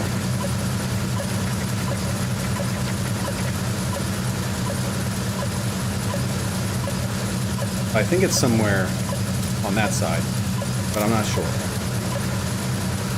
Yeah, okay, it has to be.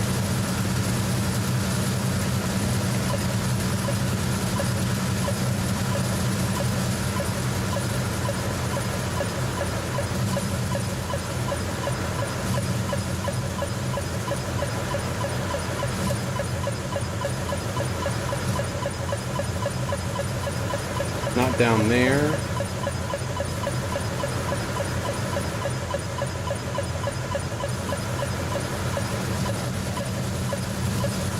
I don't like this.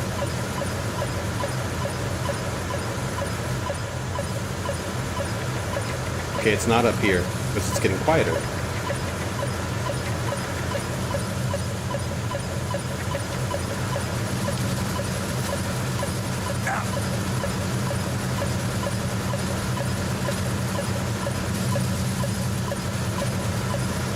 Is there a panel you can open? I don't think you can open any of the panels here. Oh, there it is. It was down there. I just couldn't see it. I think, as far as I know, Strut D is the only area like that where they have those panels. Great. If those do exist anywhere else, it'd be a secret that I didn't know about.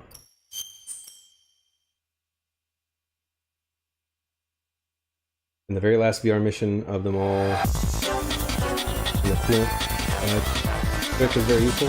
The very, very last one with MGS1 Snake.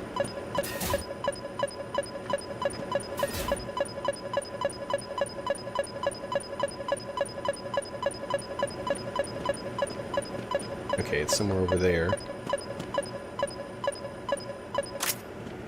Oops. It's unreasonably long and difficult. Perfect.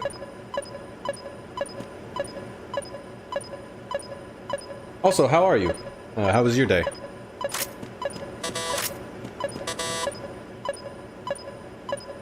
Wait. There it is.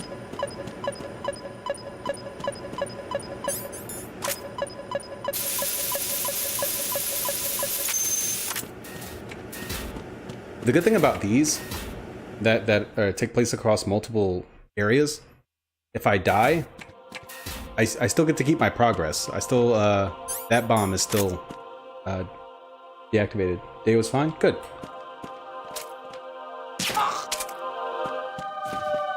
Try spraying a guard with the coolant and see how they react.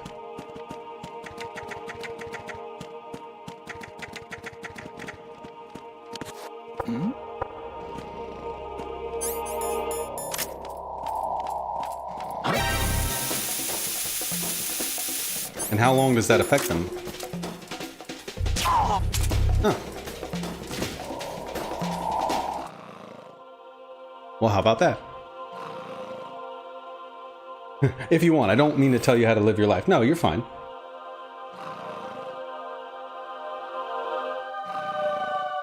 Before they're visible? Yeah, I guess it. You don't have to wait. The coolant has a pretty long spray before it. Before you have to shake it.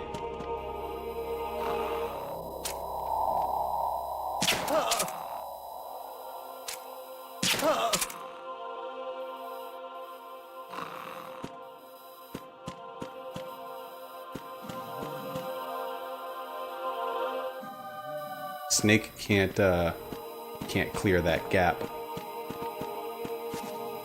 As far as I know, I don't think he can.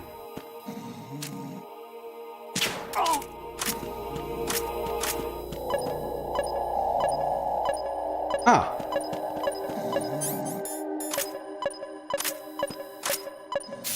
There's no way. There we go. Nope, still not close enough. Bro. Making me uncomfortable here. And you can keep spraying it and they will stand there. Have them walk around the corner into the spray, right? Very useful when there is a line of guards coming after you. Yeah, with the riot shields, when they're all like in a single file line with shotguns, ready to ruin your whole day. Oh, there's two in here. That's a first. Normally the last one is in the colon.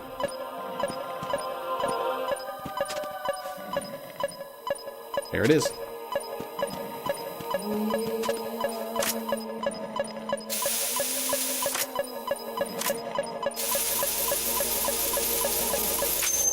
It took me an embarrassingly long amount of time to figure out how to properly use the box.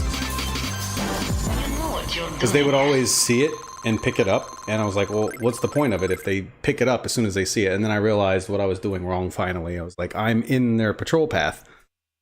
I'm in their way. If you're kind of off to the side, then they won't bother you.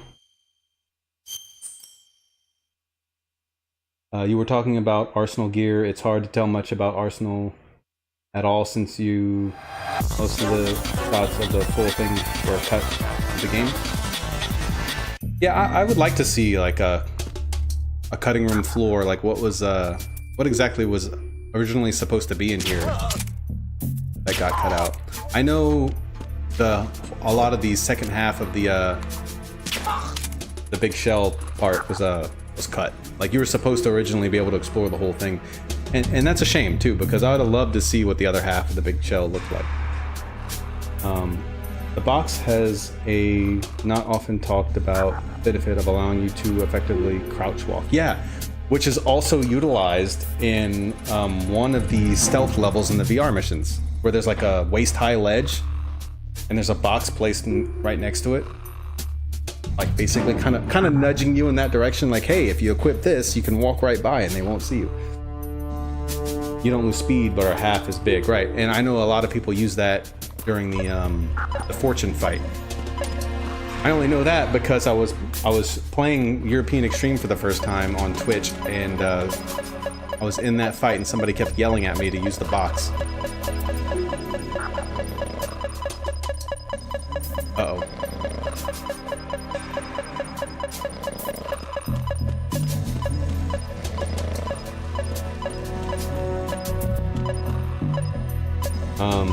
I hate that Fortune fight. Not fun at all, in my opinion, at least on replays.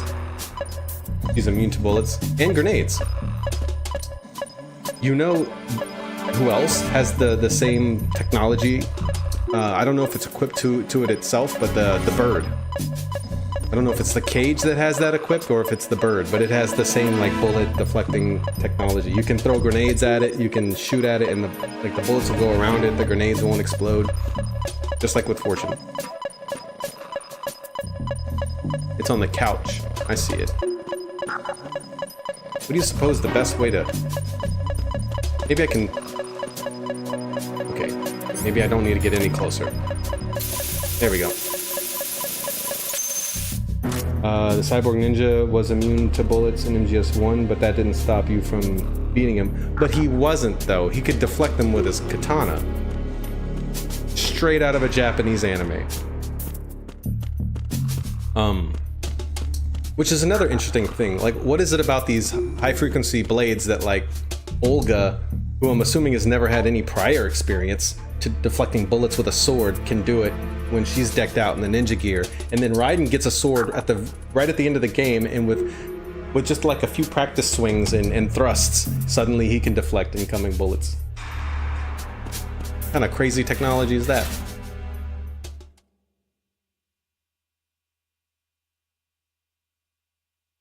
There is also one part of the Gray Fox fight where you can shoot him. It's a gameplay contrivance. Yeah, it's just there for convenience. It's outside. But yeah, right at the end, when Gray Fox is like freaking out and he's throwing up those like electro fields that like he's like short circuiting, and he's just like he's screaming, and he's surrounded by this like bubble of energy. For the longest time, I thought you had to like just time it perfectly, run in and punch him, and then I realized you can just shoot him. Yeah, you just shoot him in the face.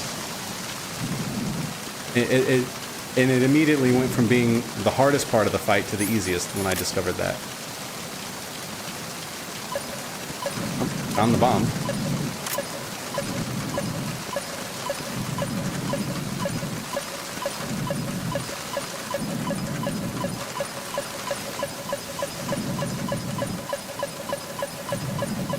It might be above. I did not expect that. That scared the heck out of me. I wish there was an equivalent to that in the Fortune fight. Yeah, but the Fortune fight isn't really designed to be a fight. It's just a survival deal.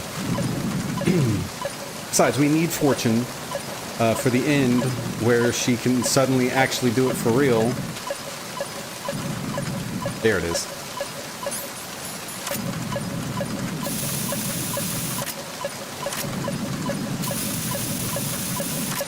I could die anytime I wanted to?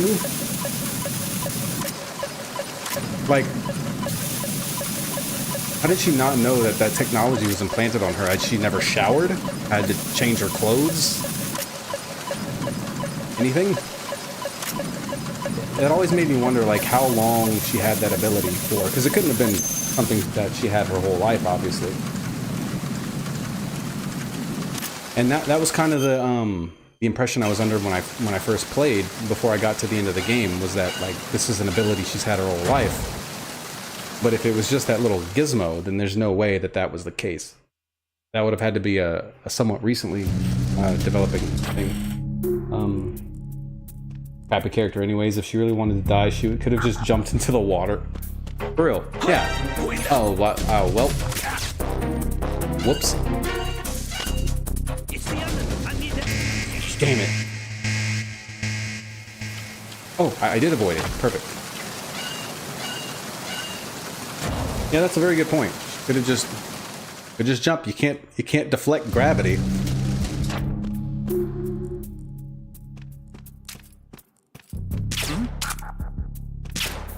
Ah, moving.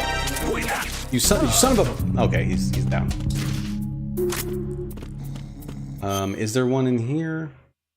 No, I think that's upstairs. Go this way. Yeah, I love the little details, like with the... Wait, oh, there's one here. Like with the shadows. You can hear the rain on the windows. Vamp is a pretty underdeveloped character, too. Oh, you think so? I mean, none of the characters... I don't know, I guess Fat Man has... You know, he at least has somewhat of a backstory. Between Stillman and Fat Man himself and all their monologues, you actually get to know a fair amount about him and his backstory before you kill him. Vamp's backstory is pretty much unknown.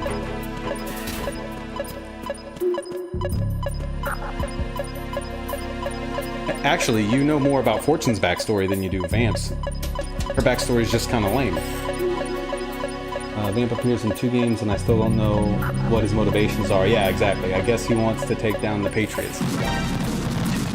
Yeah, well, that's kind of what they all wanted to do, except for Fat Man. Fat Man was working for the Patriots. Fat Man wanted to be famous. He was a child prodigy with an ego complex. He wanted to be famous. He wanted everybody to know him, know who he was. He wanted to be the mad bomber who defeated the greatest bomb or explosives expert in the world. Fortune was just super depressed and wanted to die. Or rather, she wanted someone to kill her, if we're being specific here. Oh, there it is. And Vamp just wanted revenge on the Patriots. Vamp kind of let his motivations be known in the talk with Raiden in that right before his boss fight. The Stillman you meet in the game is a fake. He was a Patriots plant as well. Really? What makes you say that?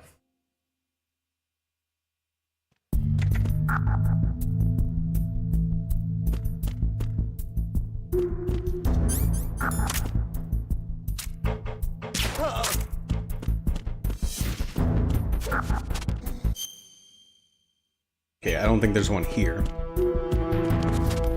I just got to do this every time.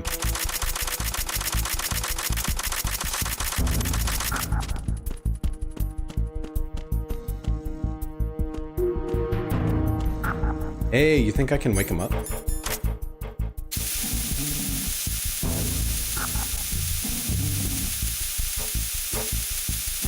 If it was the real Stillman, Fat Man wouldn't have his dog tag?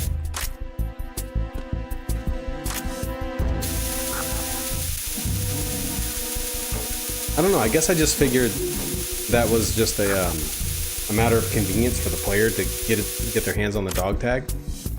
But I suppose the dog tag could have just said Batman, or they could have kept it out of the game altogether, or they could have put it in the kitchen when you go to get the sensor. I don't know. If that's the only... No, it's not working.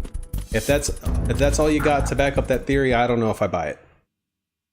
Batman says Stillman died 6 months ago. See, I thought that was figurative, but that's something a little more concrete. That might actually be. You might actually have a point.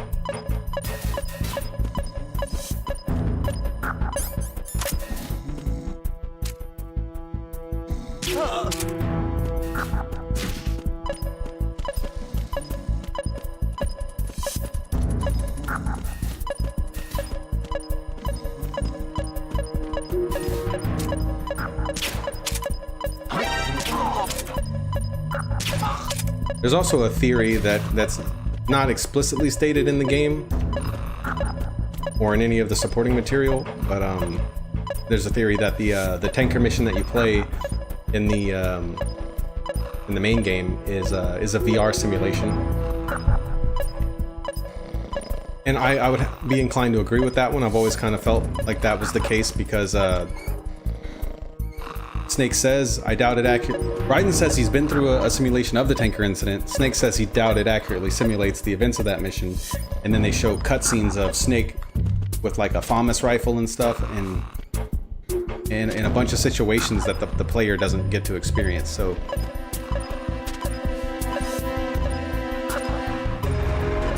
that's one of the more concrete theories that I actually believe.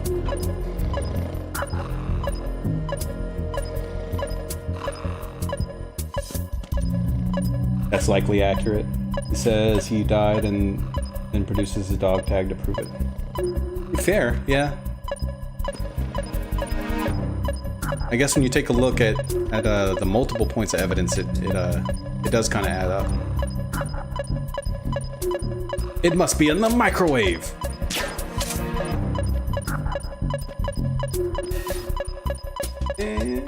could also be... Okay, I have an idea. Here's what I'm gonna do.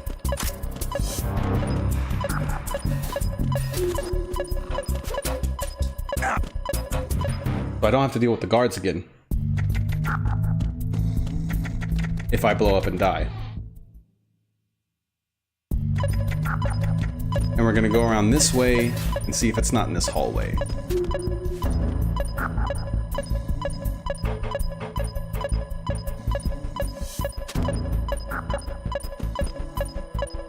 Yep, there it is. If I would have tried walking down here from the other direction, I would have died. It's impossible to tell, but I think it is more than likely the intention is that the Anchor chapter we play is Raiden going through an AI simulation set up by the Patriots. Make Raiden think it happened a certain way that suits their narrative. Yeah, but now there are some details though, like some conversations between Snake and Raiden. Like conversations about how, like for instance, how Raiden got the information about Metal Gear Ray from his sister EE, and how, you know, nobody else knows about her, and he might have like that seems like a really odd detail to be included in a VR simulation that Raiden went.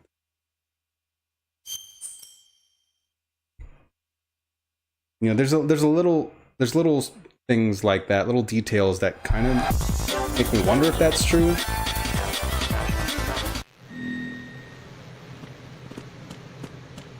But yeah, it's one of those things that, as far as I know, Kojima, it's impossible to tell for sure. Yeah, I don't know if. What's going on? Respond. Do I have nothing to take out those cameras with. Trouble in strut B. Check it immediately. Wait. I'm ready. Bring it on. They're coming from the other direction, aren't they?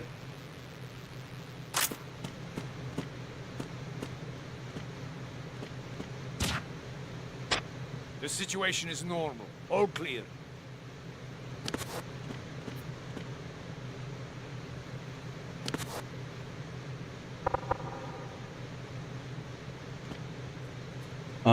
Yeah, as far as I know, I don't think that Kojima has weighed in on that, personally.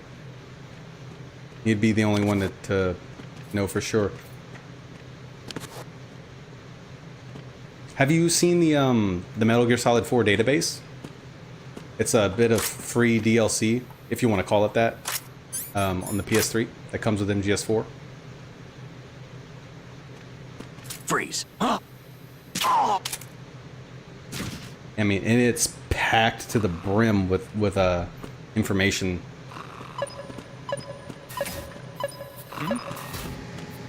There's somebody there.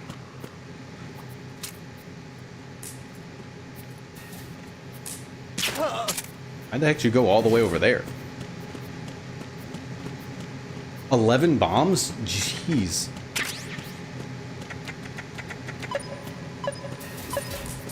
Probably not here, but you know, gotta check. If it was, I would have died. But just a habit.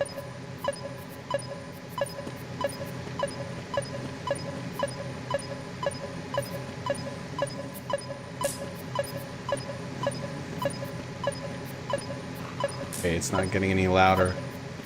Was it more in this direction? Nope, it's not more. It's more in this direction, which means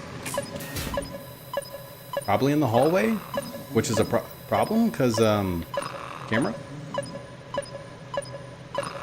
That camera's fast. Why is that camera so fast?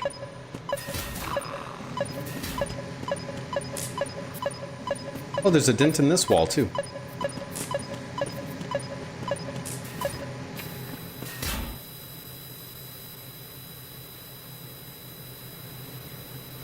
You're gonna have to avoid the cameras to get it.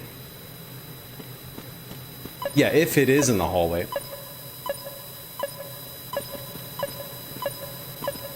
The cameras are fast, but they don't have a very wide angle. They don't sweep across a big area. Shit. Okay, it's somewhere right in that little nook right there. But I'll have to come from the other side. likely.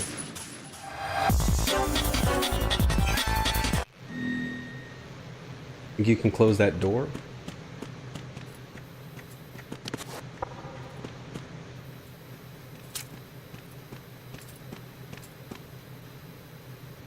I don't know if he's in front of the camera or not.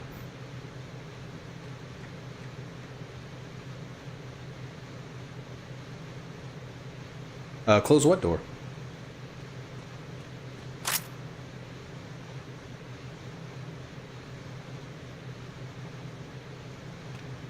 Freeze.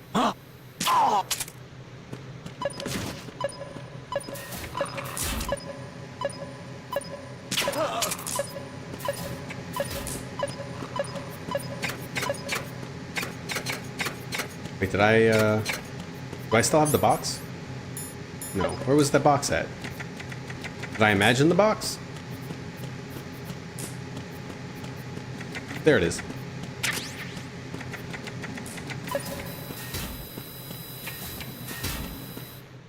Door in the hall is like that? I thought they were all closed already, except for that one. The one that's always open. The one that the bomb is behind in the main game. That one. Let's see.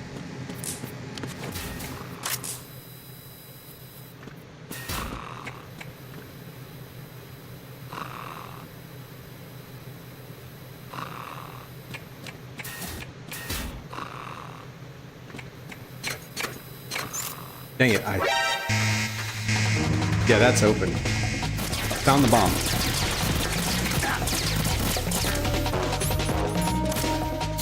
Oh, 1 second, guys. Alright, later.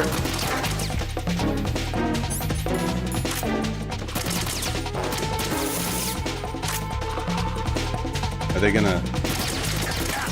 Oh, no, they're gonna shoot from right there.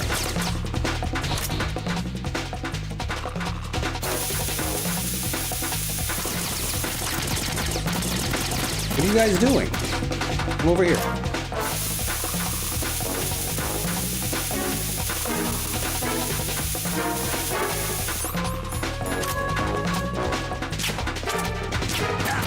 Dang it. The second one didn't get close enough.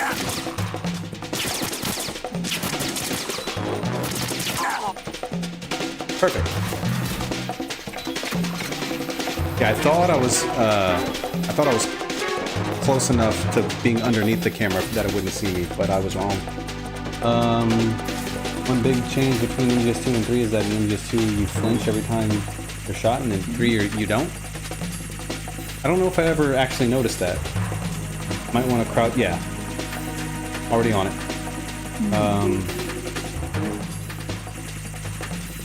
Yeah, it's fun having to do that during boss fights in European Extreme.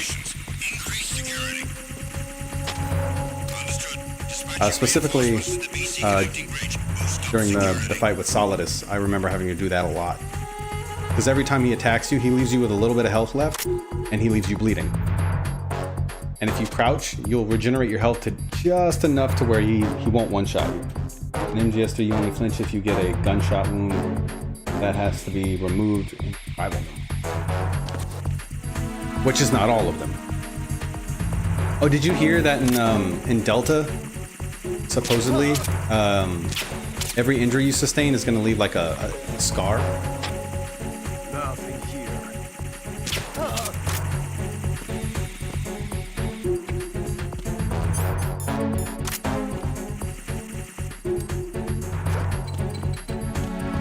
Wait, is there a bomb here? Yeah, of course. There's 11 bombs in the. Okay, I did get the only one in B though. There's 11 bombs. There's likely more than one.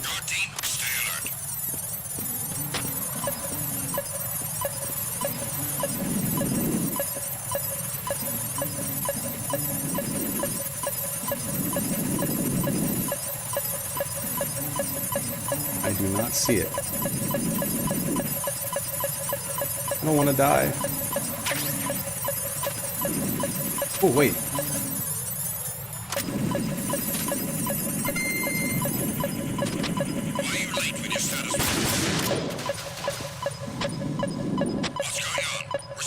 Please don't blow up.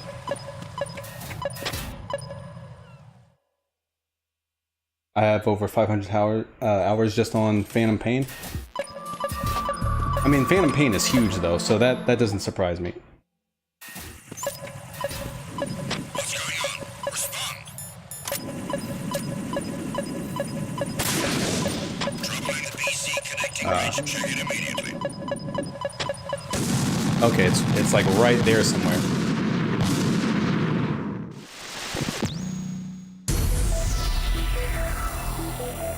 Thousands of hours in MGS. I'm not sure what my total is, but I know I've beaten the first one well over 20 times. The second one, especially with this platinum playthrough, probably... Oh, there it is. Probably well over 20 times as well. Probably closer to 50, if not even more than that.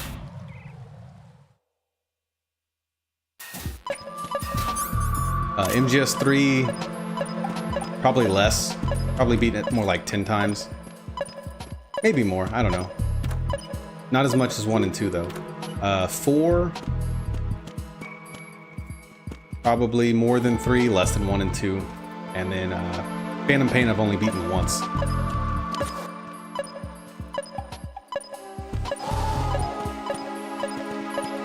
Never beaten it on a modern... Oh, found the bomb.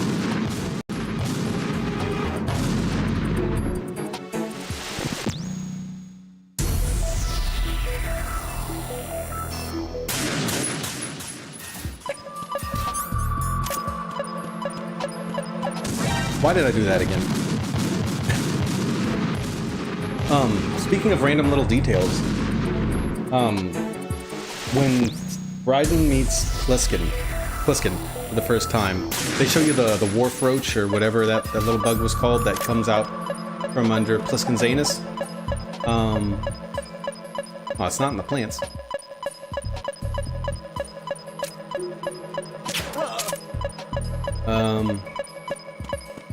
And they kind of focus on that, so that one's pretty easy to catch on.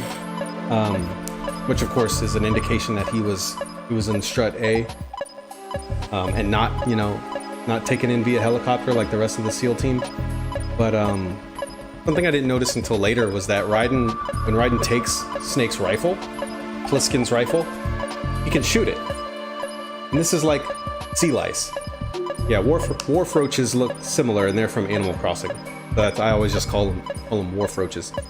But yeah, he can shoot it, and like just minutes before that, Colonel was telling him how he couldn't use any of the gear from any of the SEALs because they were ID locked. But that was kind of another clue that Pliskin wasn't who he said he was. That I didn't catch. Oh, it is in the plants. I can't actually see the bomb, but I see the blinking.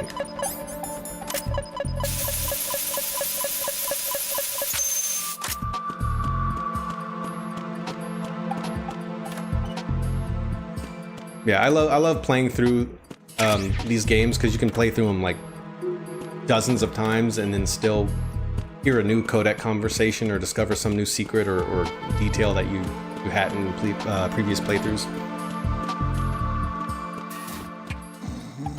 I have a question you might know the answer to. How many Chinese proverbs does Mei Ling have in her arsenal? Oh my god, stop moving. Damn it. Because obviously there's got to be a limit, but I don't save very often, so I never heard them all. I don't know what that limit is.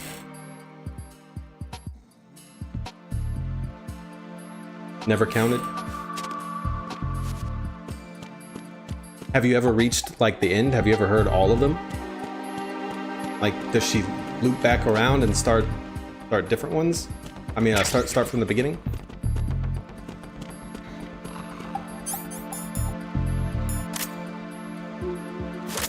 Take that. Is there not another bomb in here? Bro, where are most of these? They're all gonna be in Strut D. I know, I'm calling it. Oof. And I'm all out of M9 ammo.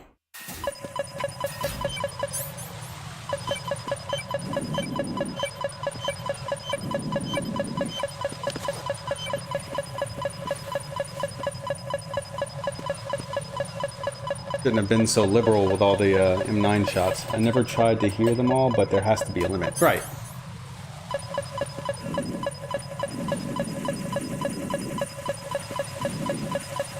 Same thing with Otacon on the tanker mission, which I imagine would have less, since it's a shorter portion of the game, but I haven't heard all of his either.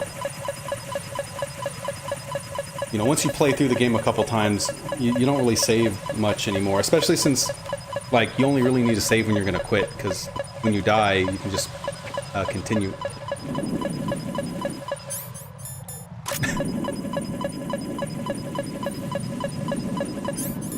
Do I have? I have no meds.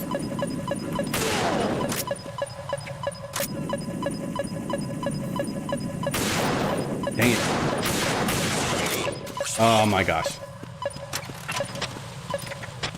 CD connecting bridge. Check it immediately. Hang on. No, don't check it immediately.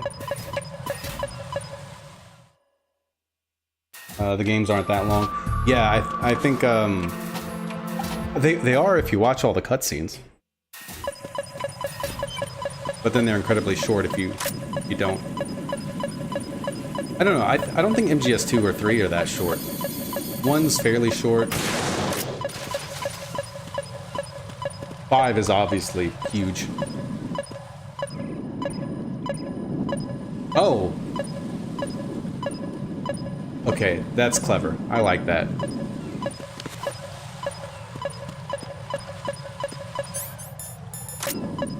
So my theory about most of the bombs being in Strut D might not actually hold water here. Yeah, there's only 2.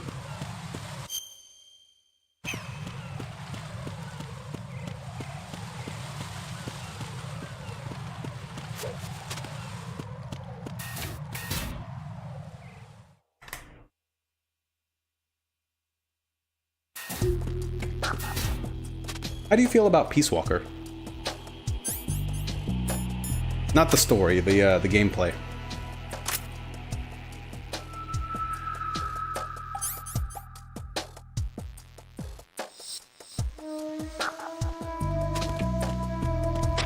Nothing here.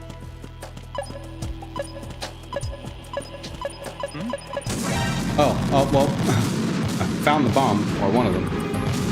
I love the shit out of Peace Walker. Damn. Yeah, no, I played through most of it, like all the main missions. Once with a buddy of mine back in high school, and I had a really good time with it as a co-op game. It was a lot of fun. Then I went back and played it again, and I don't know. Nothing here. The co-op is fun, but it's like the maps, the levels are so small because it was a PSP game. A bigger, more seamless version of Peace Walker would be really cool.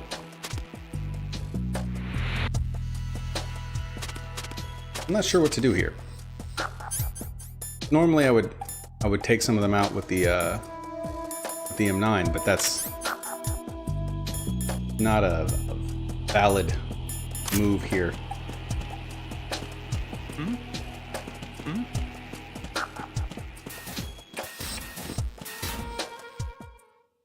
I really don't want to start over. Phantom Pain is a dark and ugly mirror of Peace Walker. My main issue with Peace Walker is the optional bosses are super bullet spongy to accommodate multiplayer. Yeah, I don't think I would play Peace Walker by myself. It's way more fun multiplayer anyway. Nothing here.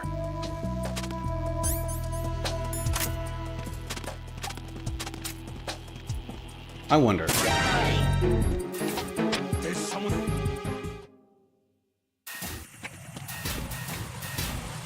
Think we might have found a workaround, you guys. Aww.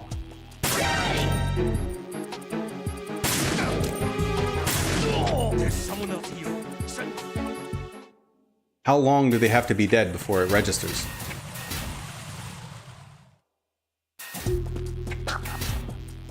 Okay, he's dead. So we can make it work.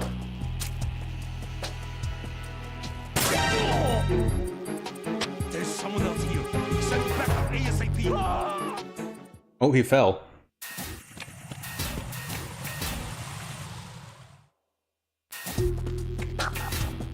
Dang it. Okay. Plan B.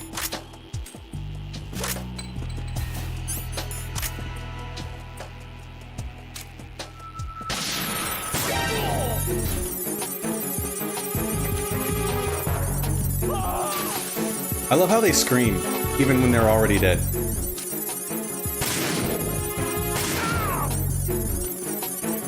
Okay.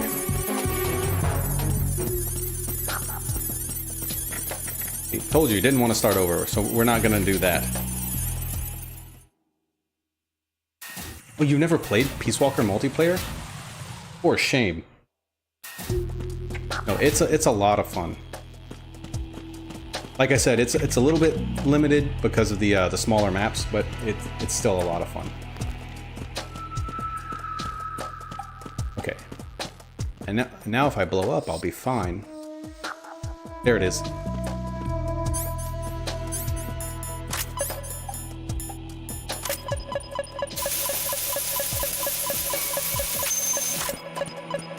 Oh. They're both in the same area?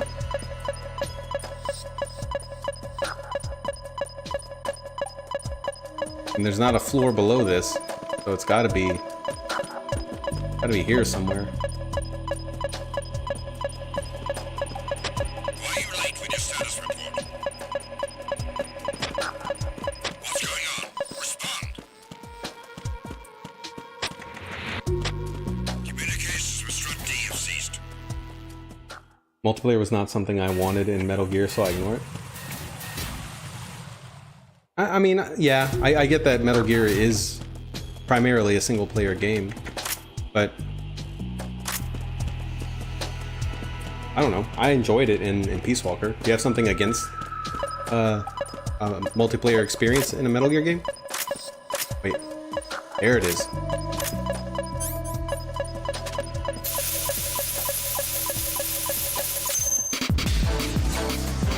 Same when they added multiplayer to Resident Evil. Hey, Resident Evil 5 was a lot of fun multiplayer, I gotta say. Like, I played through all the Resident Evil games in 2022, I believe. All the remakes. I did a remake, the remake of the first, second, and third one. I did 7, Village, and then I did remaster of 5 with one of the guys from the server, and then I started 6, but we never finished it. I don't mind it having multiplayer. It's just not what I personally want. Fair enough. I mean, hey, to each their own.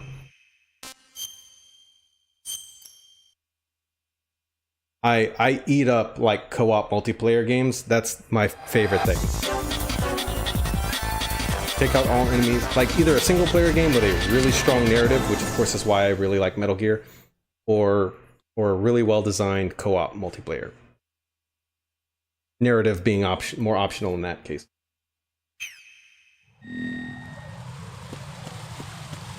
Is this, wait, what mode is this? Elimination. Who's that? Huh? Who's that? Oh, I shot his radio. Requesting backup unit. You bitch! He literally turned his head to the side. Right as I went to shoot. Oh, there's more. Where are you going?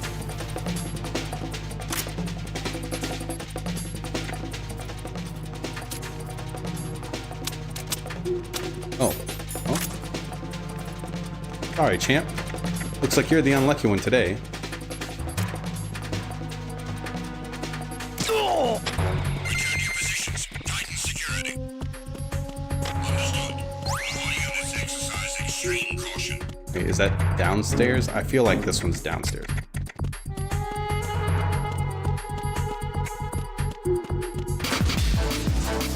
Yama.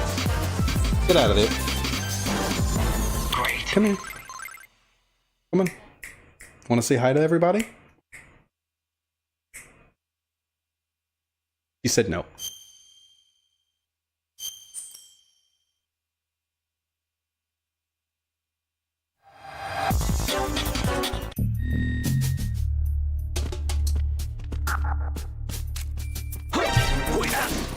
my gosh. Nope, we're not doing that.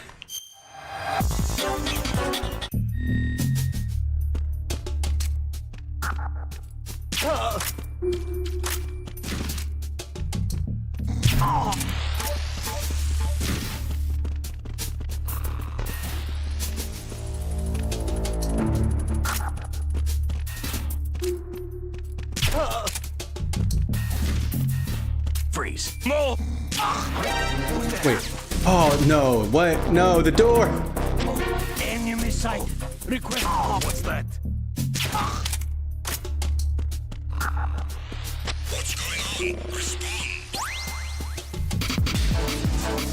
Even though most people disliked it, I really liked the Venom Snake story in doing? MGS. I mean, isn't that the whole story in MGSV?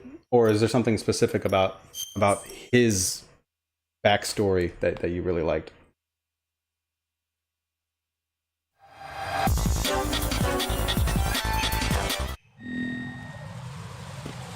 Yeah, and MGSV seems like it kind of got the exact opposite sort of reception that that MGS2 got. Like, people kind of didn't like MGS2 when it first came out, but then years later, everybody decided that it's a masterpiece. Everybody loved MGSV when it came out, and then now people are kind of like, not so keen on it. Oh, not staying still for very long.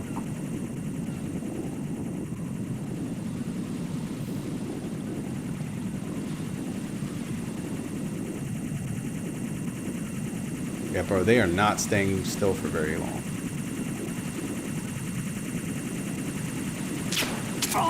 Oh, the good shot, me.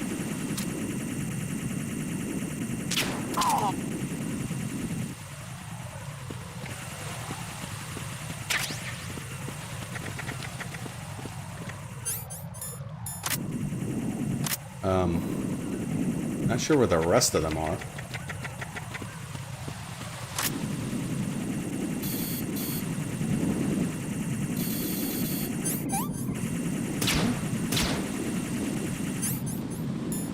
You feel proud of yourself? Walking in the way like that?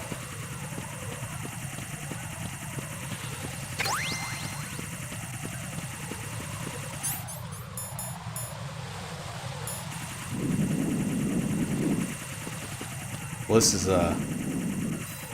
awkward.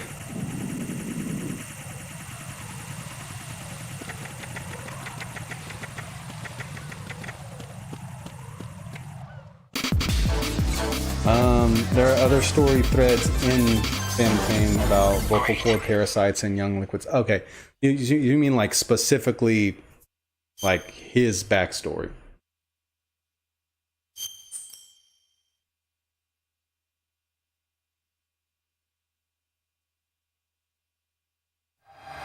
I guess my line of thinking was like the game overall is still about him, you know, and even in those threads, like with Liquid and the parasites, it's still kind of about him and his interactions with them. I wouldn't say that the focus is on Eli during those segments. It's more on Big Boss and his relationship with Eli. I don't know. I guess it just depends on how you look at it. I think of the Phantom Pain as a horror game where, yeah, fair. There are definitely some elements of that where your guy is a brain-damaged person trapped in a nearly endless cycle of violence, hate until he eventually dies for someone else's benefit. I mean, that is exactly what it is. Thematically, I don't know for sure if I'd call it a horror game, but I can definitely see where you might get that vibe from, if that makes sense.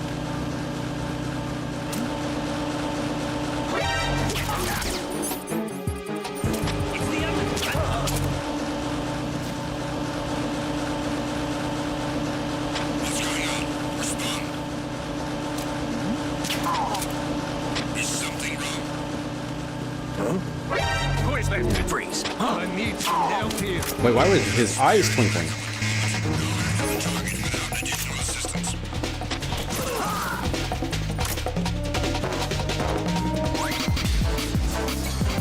There's a degree of ambiguity to it, though. Yeah. Like with What everything you're doing. that Kojima does. Well, they hit very hard on the like the Moby Dick theme, like the theme of revenge, and like I mean, for Christ's sake, there's a giant flaming whale. They make multiple references to the white whale. They call the helicopter Pequod. They call Venom Ishmael, or did Big Boss call himself that? That was Big Boss's name, nickname at the beginning of the game, I think, right? Venom finds out the truth, and his reaction is to smile and go out for another mission.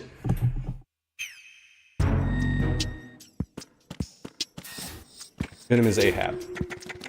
Yeah, that's what it was. Venom is Ahab, and then and Big Boss was Ishmael, right?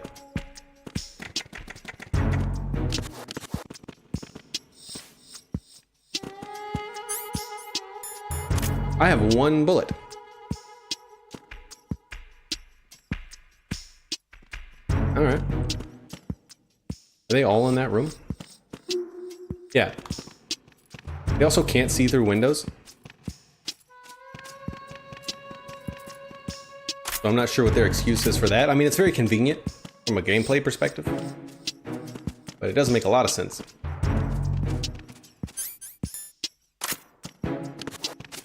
Oh boy, oh my god. I need some help here.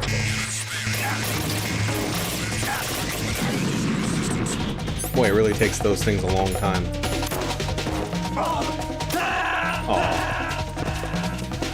Ahab in the book was named by a circumstance out of his control and dedicated the rest of his life to hate and revenge. Yeah.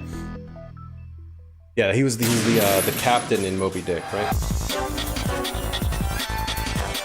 Yeah, very, very heavy thematically. They lean on that novel a lot. Venom is the same, but he didn't get a choice in the matter.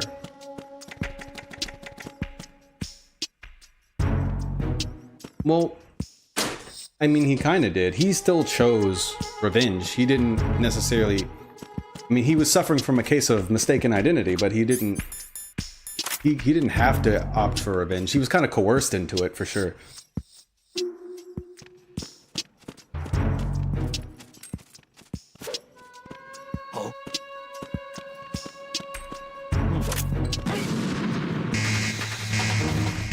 Hey, I got them all.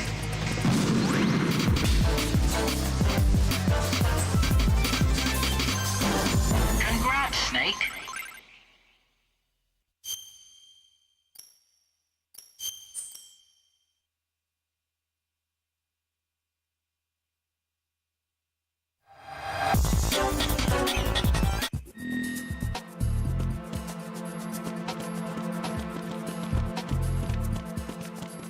Freeze.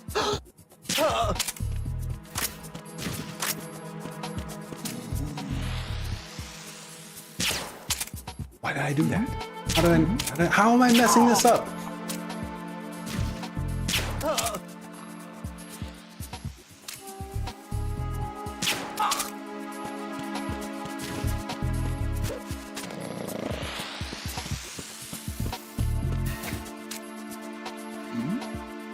Who's there? Wait, what? I know. Wait, there's no way. There's absolutely no chance. Is he? He's legit going all the way around.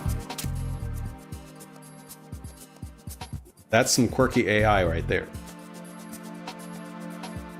All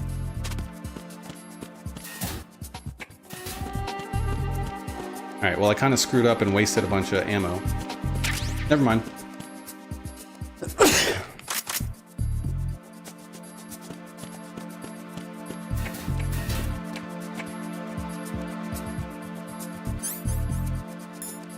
I was gonna try your coolant trick, but I don't have any.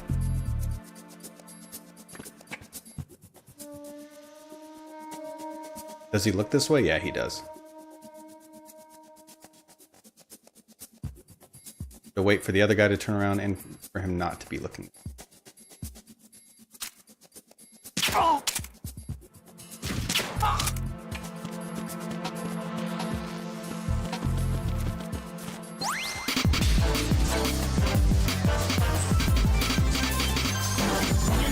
you're doing. How much of Venom's experience do you think was a hallucination?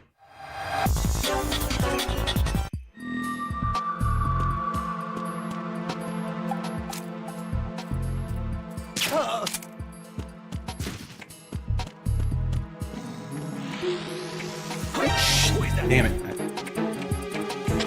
It's the enemy. I need help. Bet. Oh, dang. I was about to stinger the heck out of him. Impossible to tell.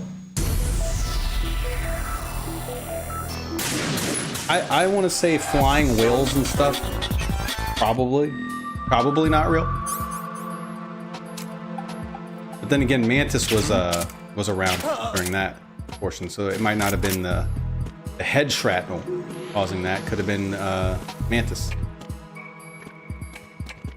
Still a hallucination, either way.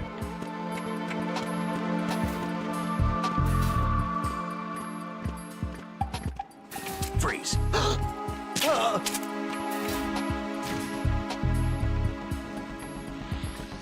Okay, he goes around. Freeze. The only other game I know that uses the unreliable narrator that heavily is Final Fantasy VII. The game leans very heavily into the unreliable narrator.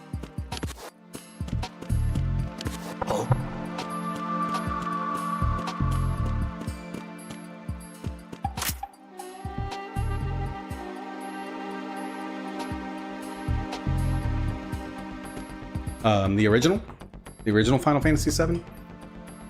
I still have never beaten it.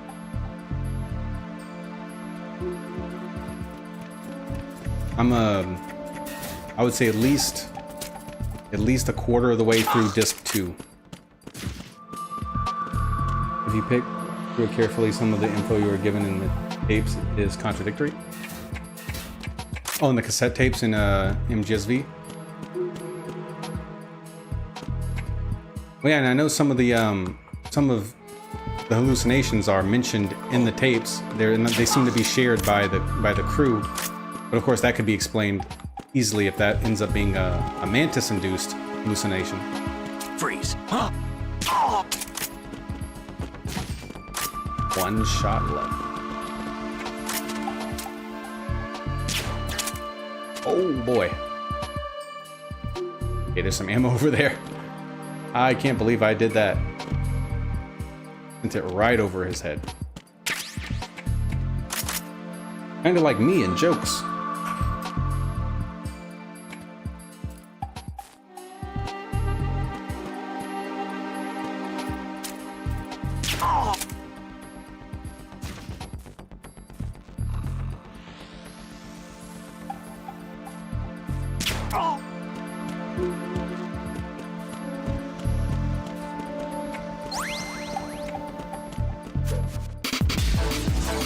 Ocelot tells Venom in a tape that the man on fire wakes up because of him waking up. But later he tells Big Boss that he was already awake at least a week before Venom.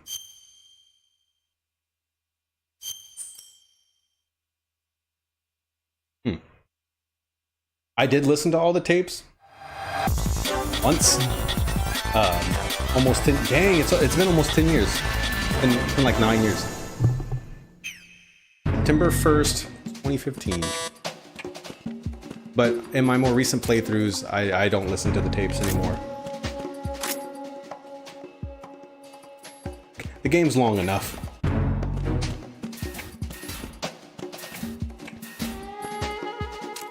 It's kind of like the cutscenes in MGS4. I don't really watch them anymore. I'll tell you what, streaming that game is interesting because half of the stream, usually, I'm not actually playing the game. Like, there are cutscenes in that game that are over an hour long. And unfortunately, it's not like a whole uninterrupted hour. Like, 2 or 3 times in the middle of this hour-long cutscene, you're having to press start after a load screen. So, like, I can't even leave and go get stuff done and come back. Birthday September 2nd? Oh, so it came out right before your birthday.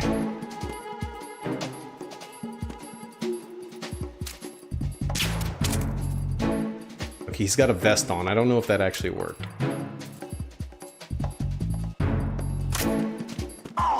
It did. Hey.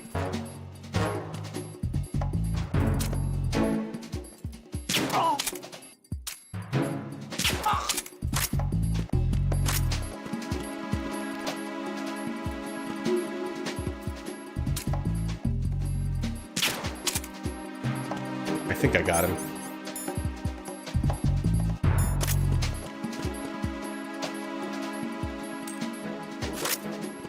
Oh my god. Of course.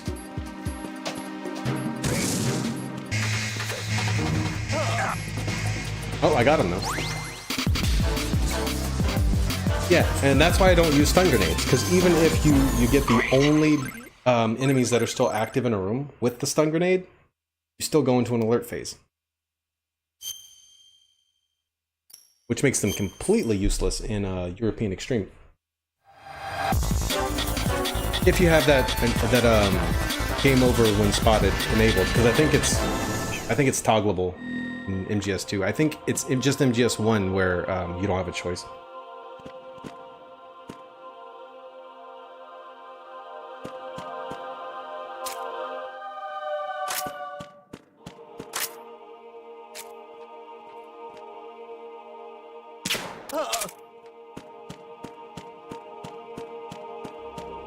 Let's go upstairs first.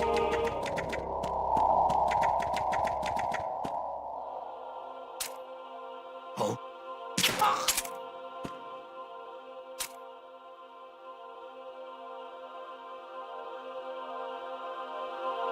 Oh. Oh. Oh. Uh-oh.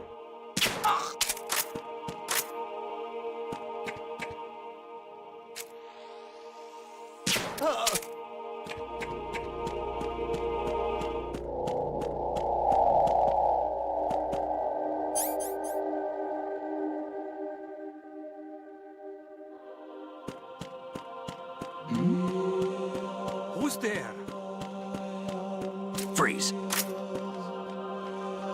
I forget. Does yeah, okay, I was about to say, I don't even know if this actually works on them or not.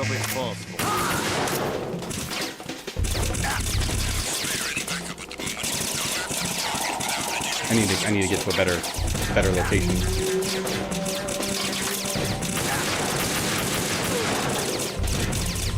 Oh, I'm empty. Okay, yeah, probably should have guessed they weren't going to give me a lot of ammo for it.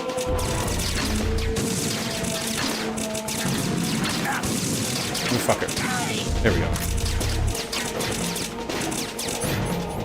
Oh, there's the M9 ammo I was looking for up here. Really wish I would have seen that sooner.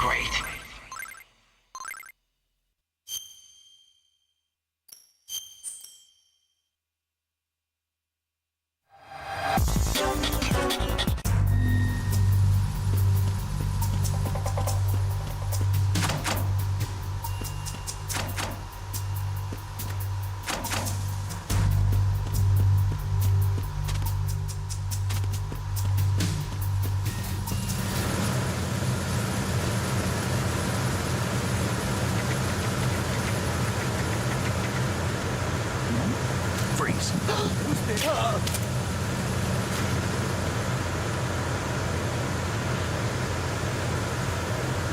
I think this is the last one. I think the last one is always the one on the tanker with all the guys with the stealth camo. Once again, no coolant.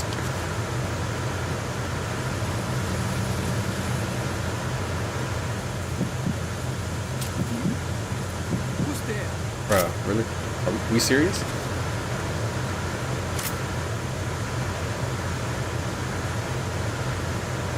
Might get a better vantage point on him now. Freeze. There we go. It doesn't get much better than that.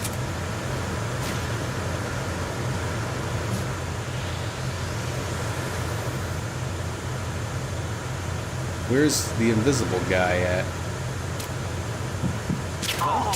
There we go.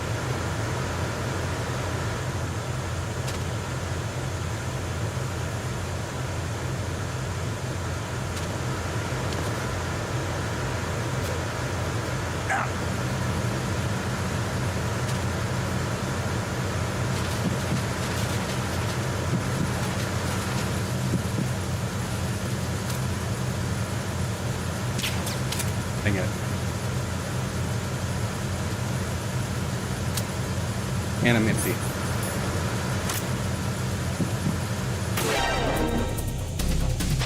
Send around some reinforcements. There may be someone else here. Additional assistance.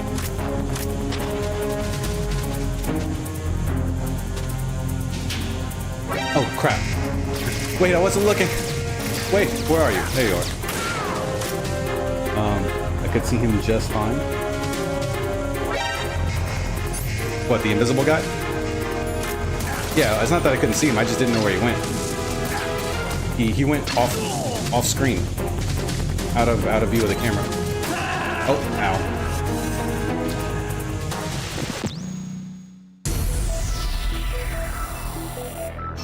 And then when he came back, I shot him in the face.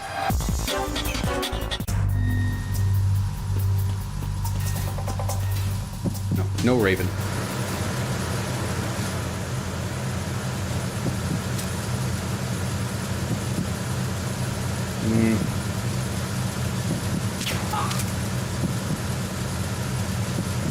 Might as well pick these guys off, I guess. Part of me thinks there might be ammo between me and them, so maybe this isn't a good idea. Especially if I'm missing like that. No way! Oh my god, he turned around almost immediately.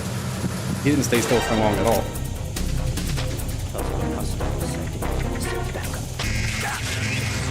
Hang on, don't move. What do I have?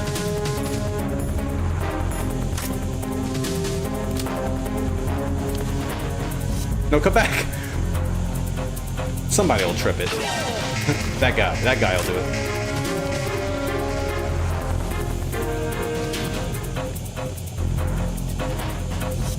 Are you gonna... Hello?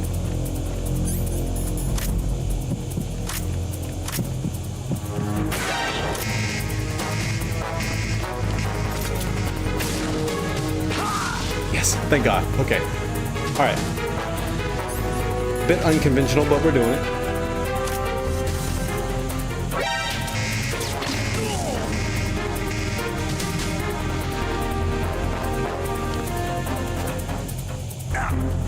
Alright, one guy left. Wait, uh-oh.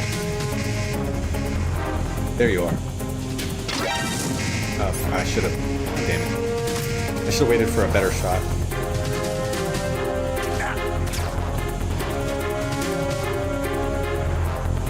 Can I detonate that? Oh, thermal goggles. Can I detonate that from down here? I need to get him to come to me.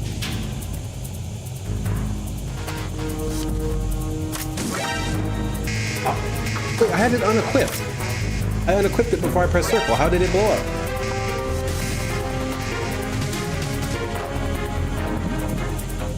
Something over there.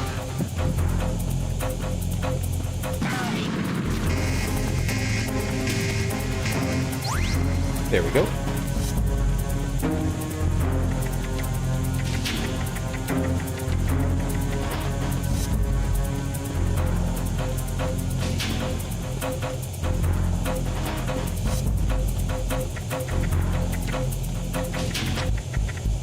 Return to your positions. What positions? There's nobody to return to anything. Great.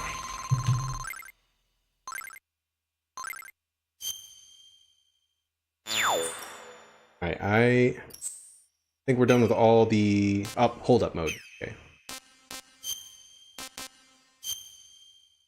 C4 blows when you press circle, even with something else equipped from what I recall. Really? Huh.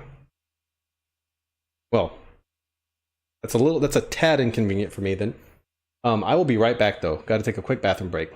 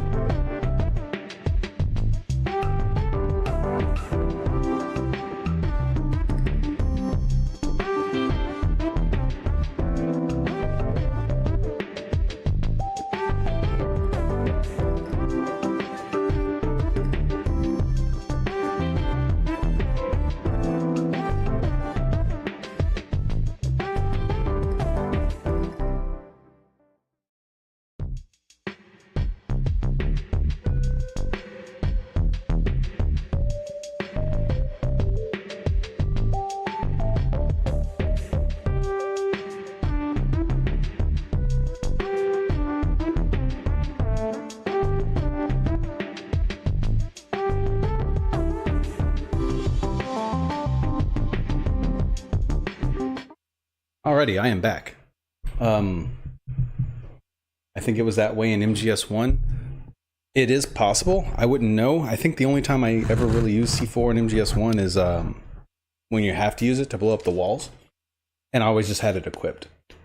So maybe I just assumed that it wouldn't work if you didn't have it equipped.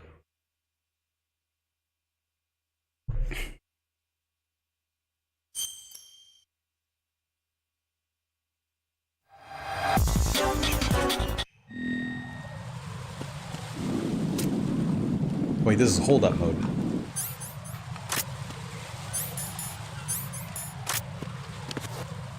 All I have is my trusty M9 pistol. Don't turn around, don't turn around, don't turn around, don't turn around. Freeze.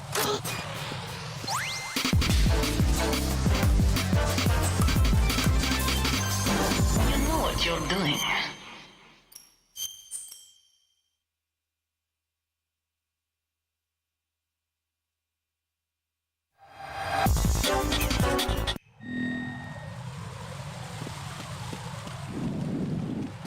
Oh god, oh my gosh. Okay, yeah, I remember the pain in the ass that is this part from yesterday. Oh, he didn't see me.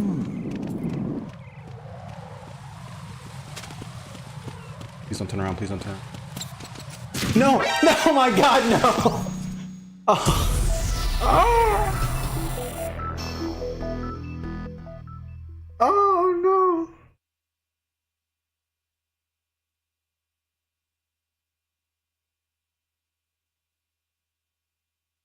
Oh no. Okay, well that's gonna be a clip. If you need, you can take them out with, yeah. Especially if I have coolant. If I don't have coolant, I don't know if I want to wait for them to wake up. I don't.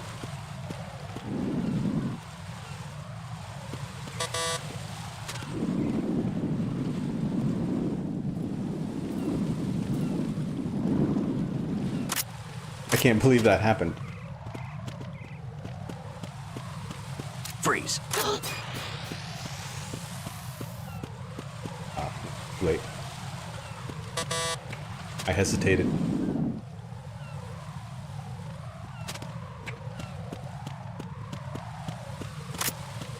Freeze. You can wake them up by picking them up and dropping them a few times. You know what you're doing. I want to say I tried that, but I think it still takes a little while. I don't have the patience. As if you were searching them, yeah.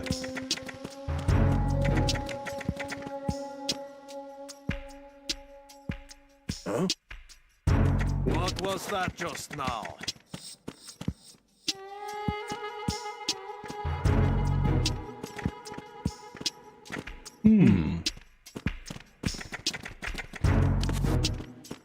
Dang it, if that other guard wasn't there.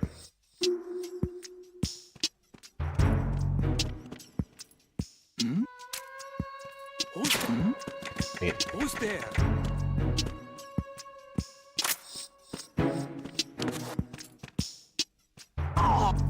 Oh, okay, I did get him. You're coming with me, Sparky. You can also punch them on the ground. I know you can do that in MGS3. That looks awkward.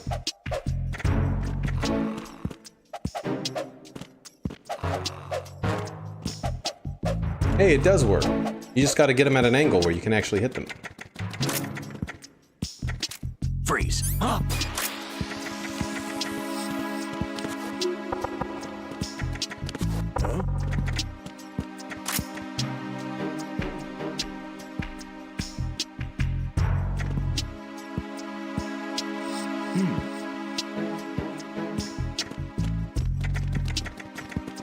Freeze.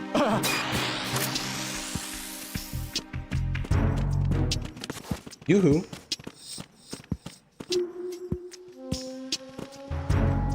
He's not gonna come all the way around this corner, is he?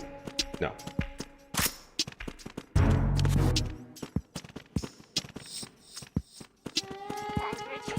Oh. Freeze. What's that?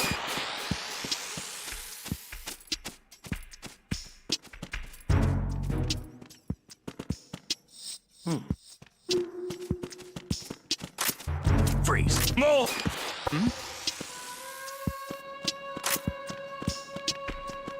Freeze.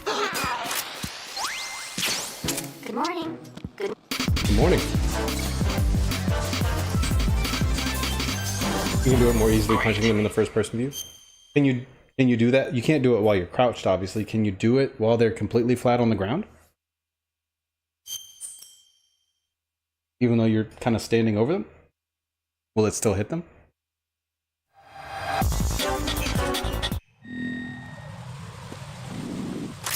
Nothing here.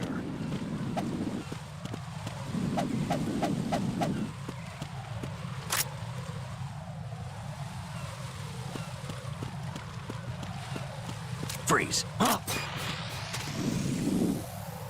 Nothing here.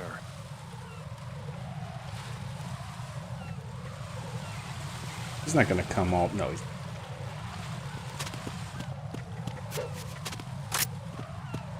Nothing here. Freeze.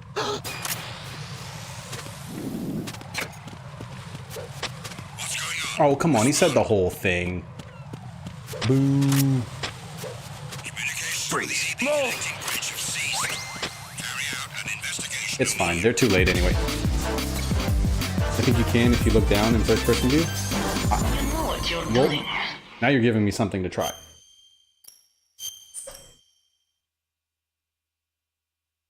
Let's see.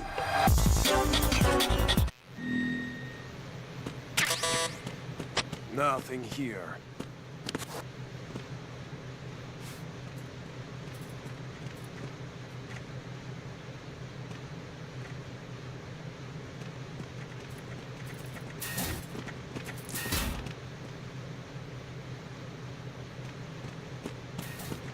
Freeze. Oh no, I'm not gonna take him out. He's doing his radio thing.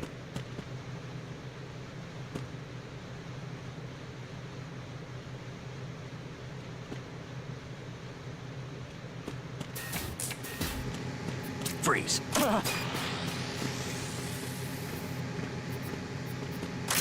Oh my god, I didn't realize the middle row had the noisy floor too. I think you can. One of them I'm gonna take down with the Trent gun and try it. But I don't want them to. Nothing here. I don't want to take too long with that and then them come investigate because he's not checking in with them anymore.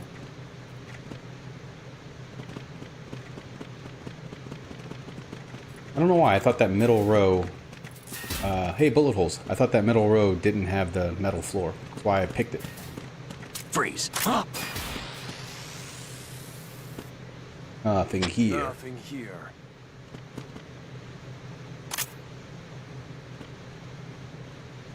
Got me goosed.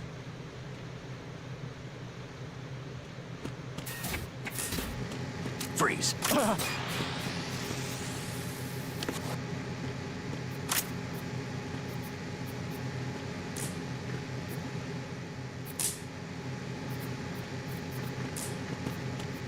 No noisy floor here. Freeze. Move.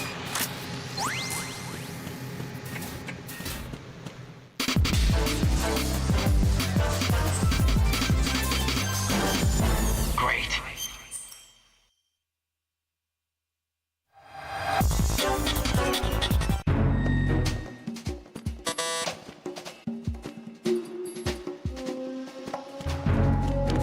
Nothing here. Yeah. So something weird I noticed yesterday.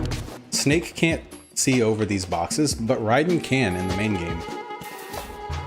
Nothing here.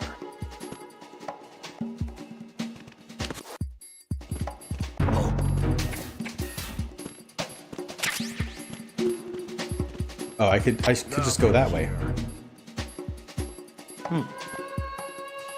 But we can do it this way though. This works too. Freeze. Move. Uh oh. There's somebody there.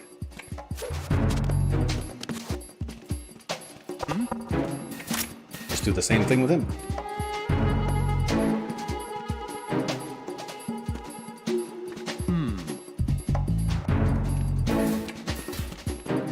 Freeze.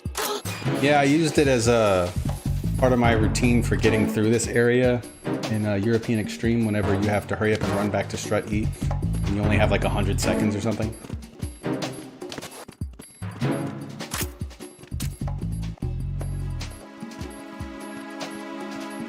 Aw, dang it. Alright, let's try it with this guy. Hey, sleepyhead.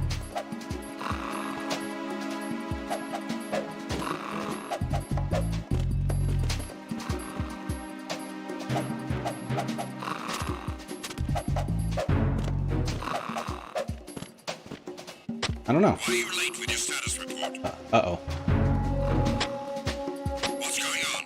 Respond. To be continued. Communications with Strut F have ceased. Carry out an investigation immediately.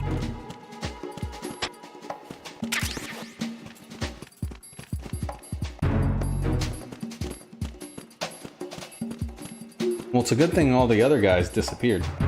Probably doesn't work. But if I find a set of stairs, or maybe if I can kind of lean them against the wall.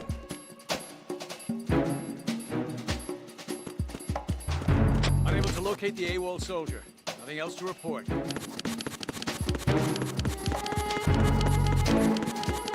What do you mean unable to locate him? Was it not the guy that I tranked?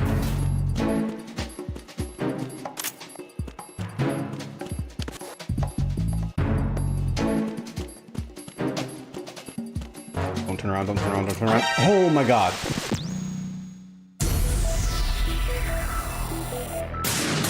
He turned around. Almost made it.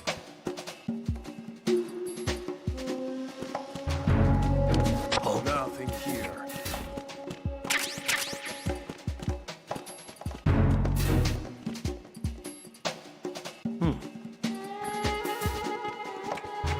Nothing here. Freeze. Move!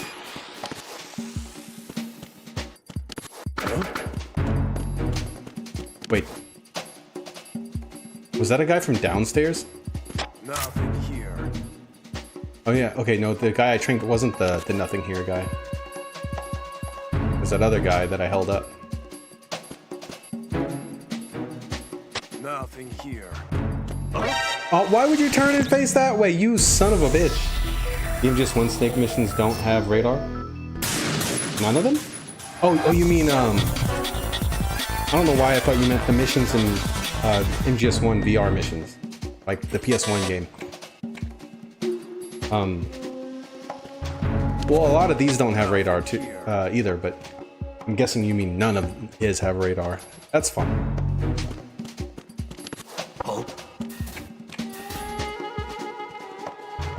Nothing here.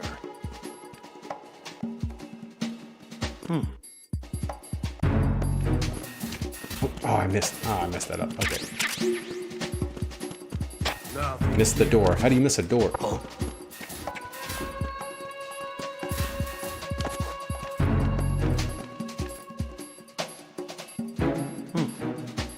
Nothing here. Freeze. Move!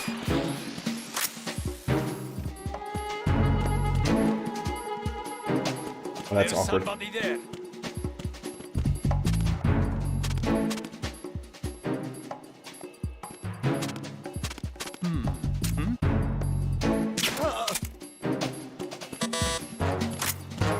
Alright, let's experiment with this guy.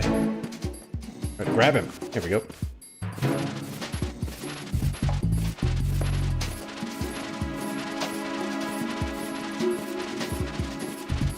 Yeah, we're just over 3 hours, so I'll probably end up finishing Tuxedo Snake, and then after that, we'll probably save MGS1 Snake for tomorrow.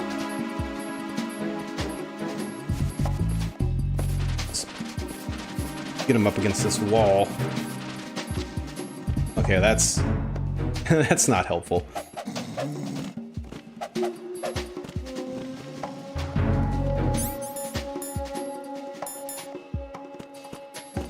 Why are you late with your status report?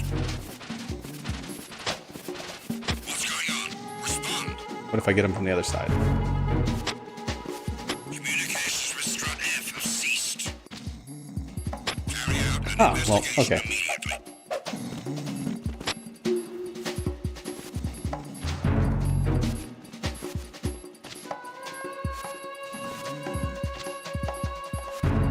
Unable to locate the AWOL soldier. Nothing else to report. Unable to This find works the fast AWOL enough, I soldier. guess. Nothing else to report. Not quite as efficient as the other methods, but works in a pinch.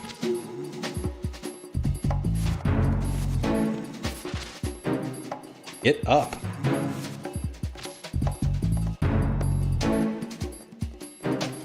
How long is that last Z gonna last?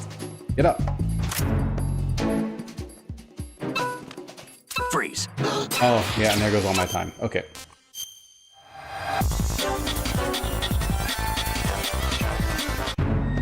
So it looks like stairs are the way to go if you want to try that method. Nothing here.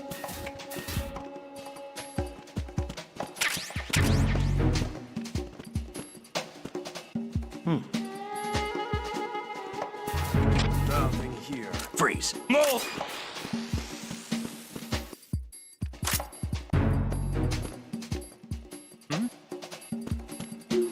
There's somebody there.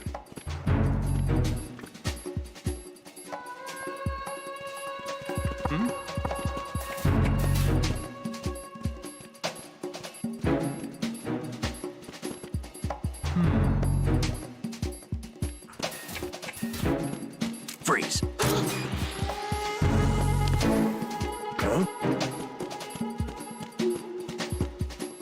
The VR missions, gameplay-wise, work like normal difficulty.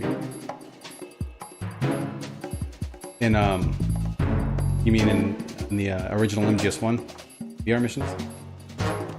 Or you mean these? You hear something?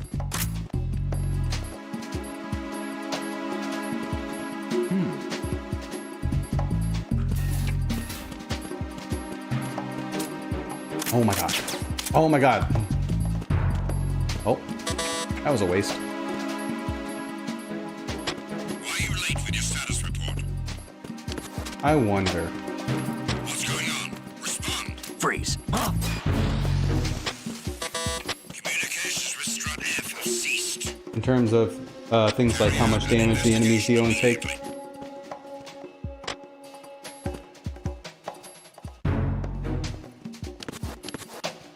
Oh, they're coming from that direction.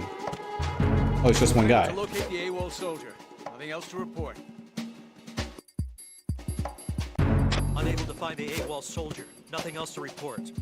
They sent two. Uh-oh. They sent two Who's teams. there?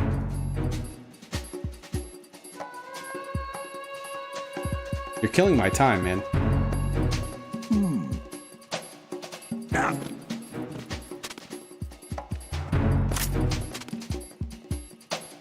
Oh, hi. Okay, great. He was coming down that way. And how hard it is to wake them up. That's true. I was trying to do. No, that wouldn't make sense. They wake up quicker on European Extreme. I was probably trying Nothing here. the method of like shaking them, grabbing them, and putting them back down. I was probably trying that a lot more in the lower difficulties when I was doing the dog tag run. Probably why it took so much longer. Nothing here. Yeah, you don't have to do anything to wake them up in European Extreme. It takes like 30 seconds. Like legit, if you trank somebody on one side of the map, you cannot make it to the other side of the room before they wake up. There's somebody there.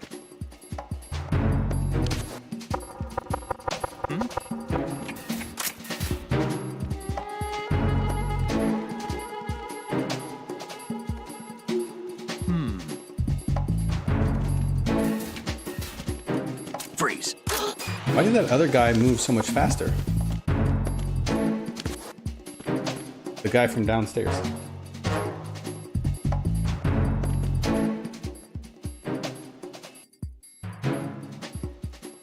Yeah, that guy is rolling.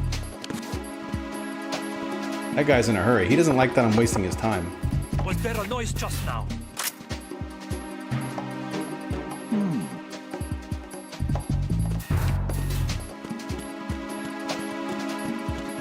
Freeze. Got him.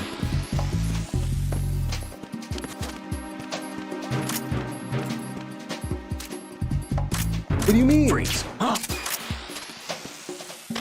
are you late with your status report? That was crazy. What's going on? Respond.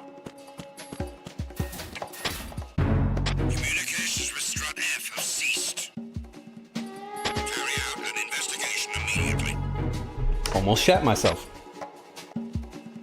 Okay, yeah, they come from multiple directions. And from different floors. Unable to locate the AWOL soldier. Nothing else to report. Unable to find the AWOL Something soldier. I've always Nothing else to report. really admired about the design of MGS2 is the way that, even though the world is divided up into all these little small segments, for one, the loading screens are very short, so that's really good. Two, they managed to pull it off to where like it feels seamless. You know, guards will follow you from one room to the next. Like everything just kind of carries over from screen to screen.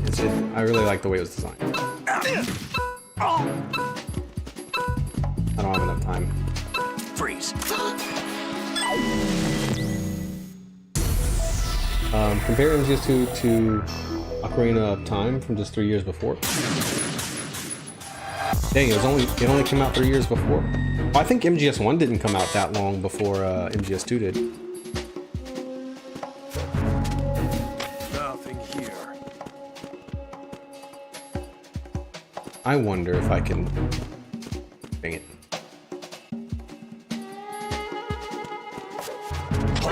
Nope. But I can crawl through the duct and come around the other side. Okay, so they were both 98. Yeah. And then MGS2 was 01. Oh.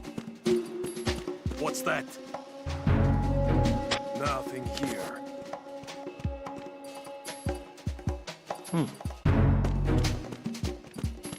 Freeze. Oh!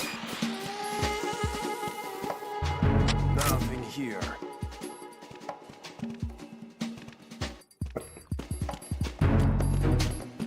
Freeze.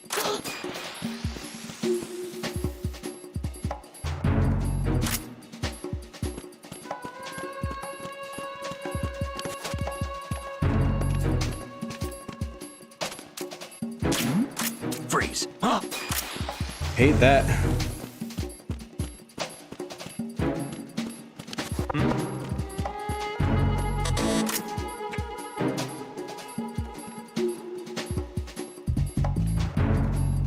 I still have 2 minutes. Freeze. Why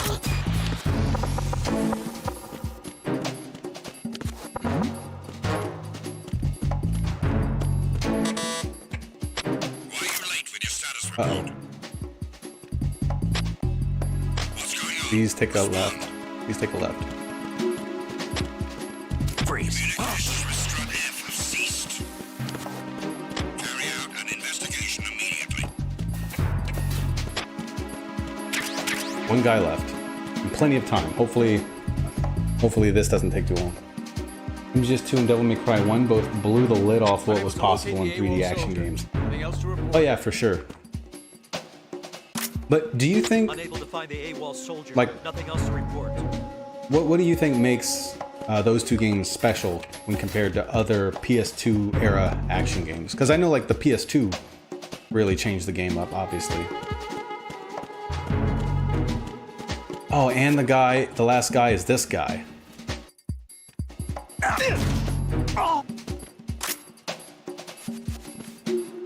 Easy enough to take care of him.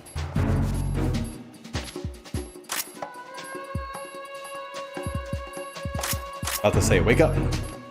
Freeze. The way they make full use of 3D space. Because I remember playing games like Armored Core 2. And I would say that that game is did a pretty good job.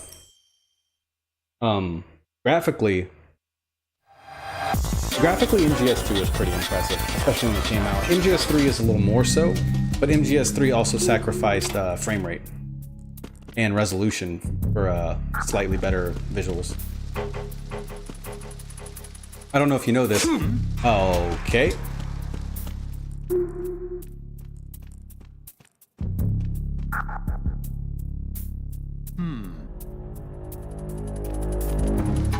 Yeah, I don't know if I believe that, because I've played, because all the PS2 games are in TSC, and I've played MGS2 and on a 60 hertz TV with component cables, and I don't think it was 60 FPS. Maybe it was.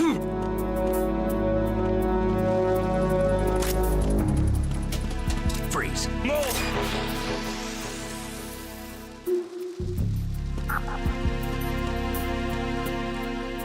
I've also heard claims that MGS3 was 60 FPS, but I know for a fact that that's not the case.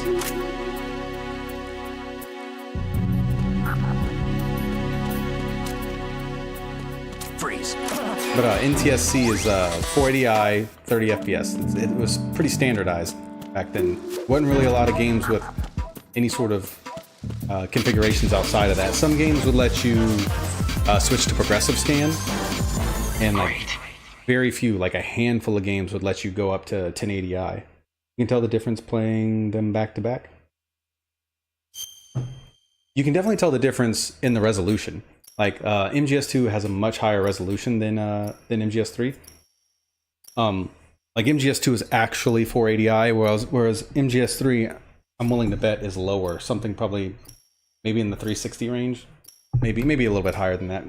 But I don't know if you know this, but with console games, they will pick almost an arbitrary resolution. They'll find a resolution that the game will like run okay at, and then they'll just upscale it to the next highest supported resolution. So like for instance, MGS4 runs at 1080p on the PS3, but it's probably a little bit lower than that. It's hovering somewhere between, it's higher than 720p, which is why they upscale it to 1080p, but it's not quite there.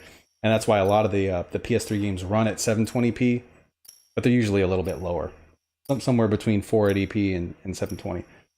I'm nearly positive it was 60 FPS on PS2, MGS2 I mean. We can verify that. I have a PS2. One of these days I can give it a go. I need to get an HDMI adapter for it. I have a kind of a shitty one. I want to get a better one. I want to get one of those little upscalers that adds like the smoothing filter, kind of like what the PS3 does. Freeze. But in terms of like the models and the textures, MGS3 definitely wins out a little bit. I don't remember what the poly count was, but it went up quite a bit from 2 to 3 in terms of just Snake's model. The switch port of MGS2 is only 30 FPS. Yeah, I've heard that. And that's kind of what happens when you're porting games like that. You're sort of there's a lot of extra layers of, because you're basically emulating it. Freeze. If MGS2 was written natively today for the Switch, it would run at like 120 FPS easy. MGS3 had a huge amount of things rendered on screen at once, with the individual leaves and blades of grass and such, all the animals, and again everything was higher poly count. Yeah, had a lot more going on visually. Freeze. Is there anybody else up here? Probably. But we're gonna go around.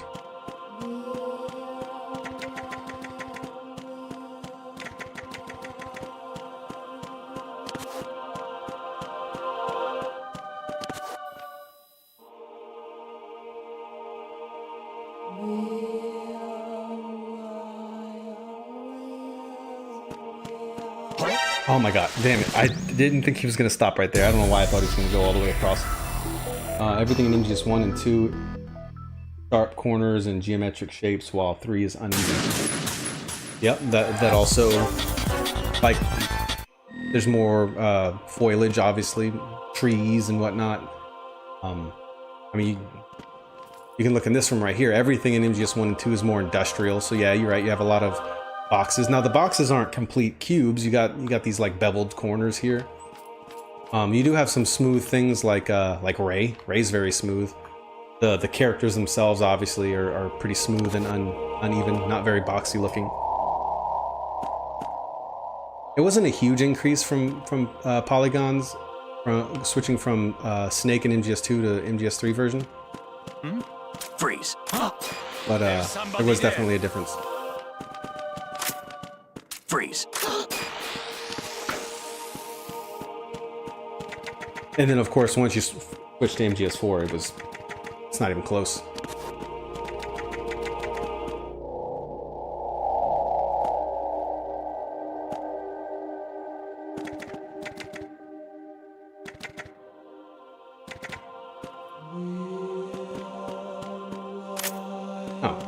I don't know why I thought he was going to come this way.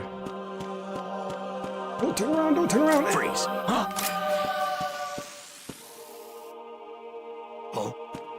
Oh, the guy downstairs? Brother. Well, I'll be able to get him. He's the guy that got me last time.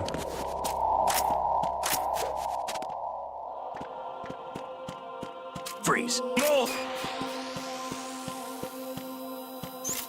Oh, God. That camera, of course. It's like that to facilitate the direct line of sight based stealth. What do you mean? Elaborate.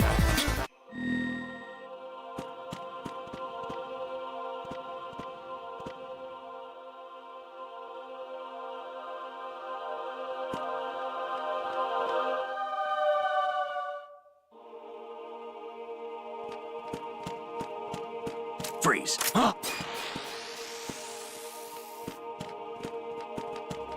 Freeze.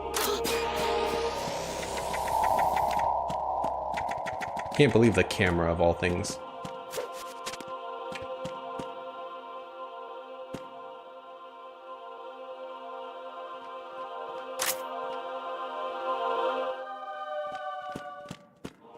Freeze.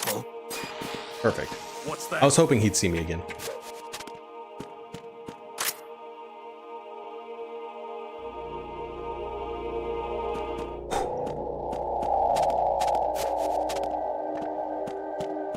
Freeze. No. I don't know why I didn't just go this way. I guess I thought that the gap was right there, but it's clearly not. Freeze.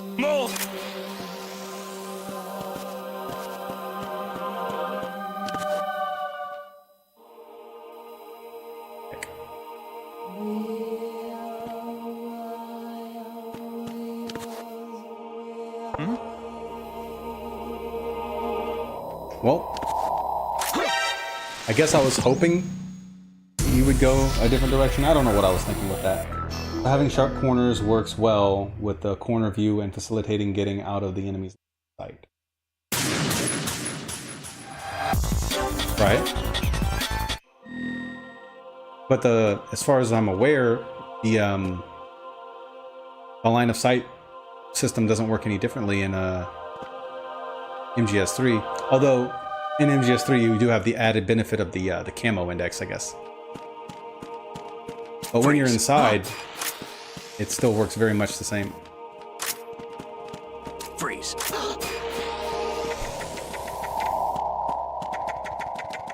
But yeah, you're right. There's no... MGS3 at least has that secondary way of concealing yourself, whereas MGS2 does not. There's no, I'm gonna change my outfit real quick and press up against the grass here. It was a very novel idea at the time. It was a very ambitious game, MGS3.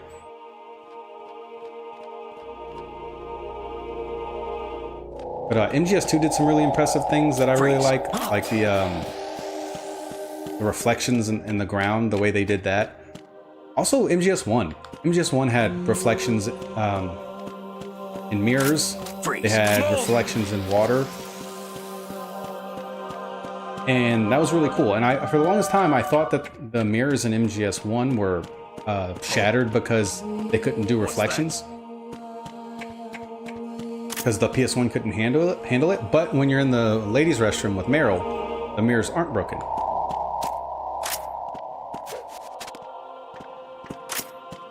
Freeze. So, I stand corrected on that one.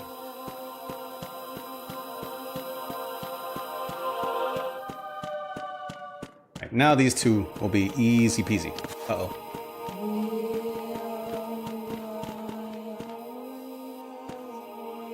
He's gonna see me. He's gonna be like, huh?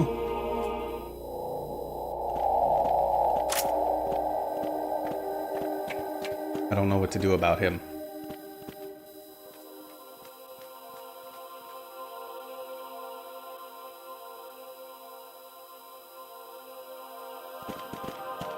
Let's see if we can go down here. What was that just now? Don't care. They're gonna go back down. Oh, he didn't know he came all the way this way. When you're inside, there's always a disguise you can use in 3. No, not when you go back to Groznygrad. You can use the engineer disguise, but I think that only works once you get inside the actual Shagohod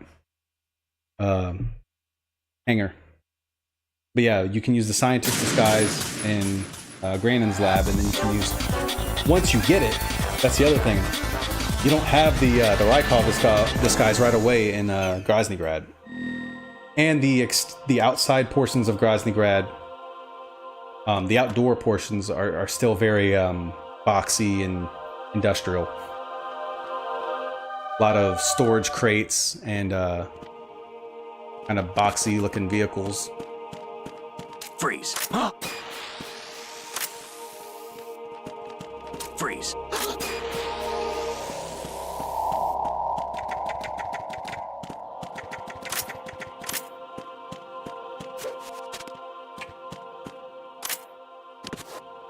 Right, but there are much fewer people in there, so it's easy without it. You think so? Freeze. I don't feel like either game has a tremendous amount of guards.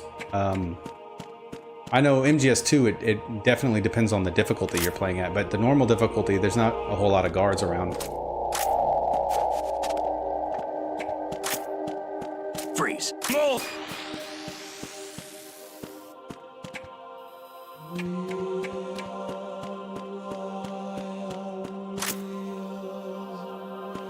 Yeah, I shouldn't have stopped. I should have just kept going.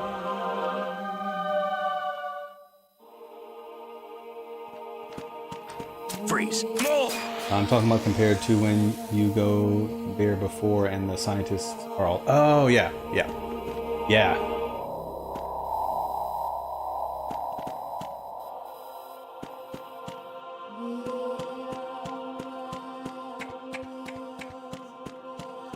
And the scientists are the worst because they're the only ones who can see through your scientist disguise. And yeah, nope, you're right, because when you first go to Groznygrad, you can use the scientist disguise. I always forget that. And it'll work on everybody but the scientists. But, you know, once you've played through it once, you know where the scientists are already. What was that just now? Oh, wait.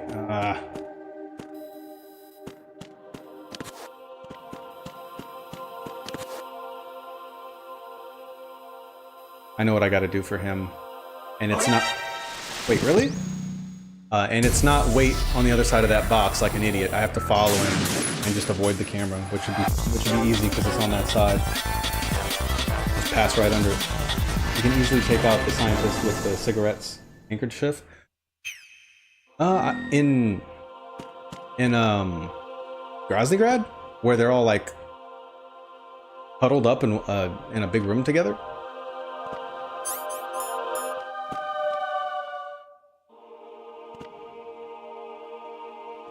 Yeah, I try to avoid them wherever possible. Freeze. Because they'll see through your disguise really quickly. And for some reason, Freeze. I know it's supposed to be this mechanic where, like, if they get to they only go into an alert phase once they pull the alarm. As long as they Don't look you directly in the eyes, they won't trigger an alert. But like if I turn my back, they won't? You sure?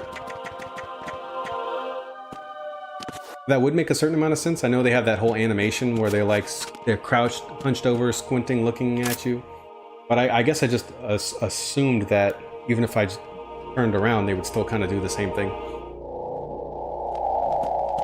I didn't stay near them long enough to find out. What's that? What else was I gonna say? Oh no, I don't remember.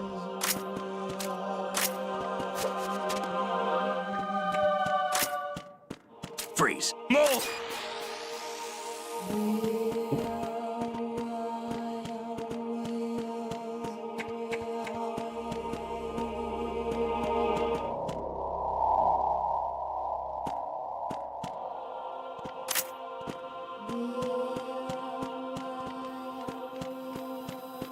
Freeze. Move!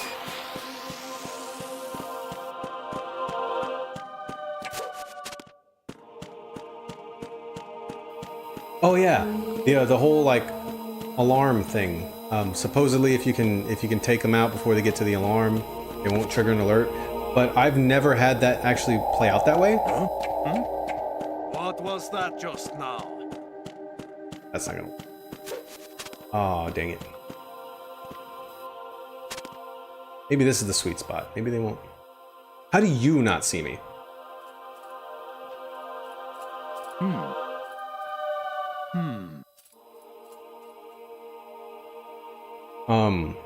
Yeah, I've never had it play out that way. Every time I'd get spotted, I would immediately take out the guy that spotted me, but the alarm would always go off anyway.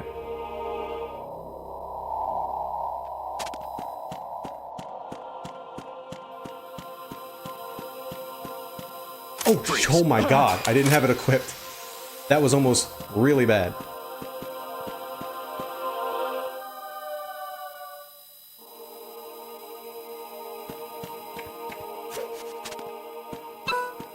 Aww.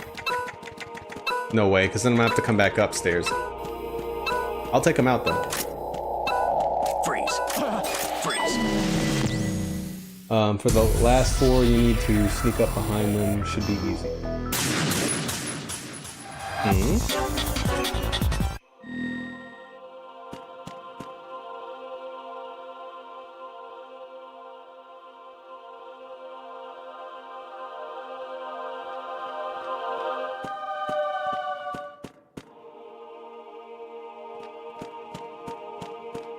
Freeze.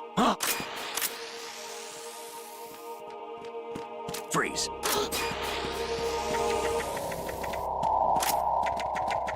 I mean, I am sneaking up on them. That's what I'm. Well, when I can. If I can't make it to them in time, I'll just wait for them to come to me, like this guy. Although technically, yeah, I still am sneaking up behind him. Uh-oh. Freeze. What's that?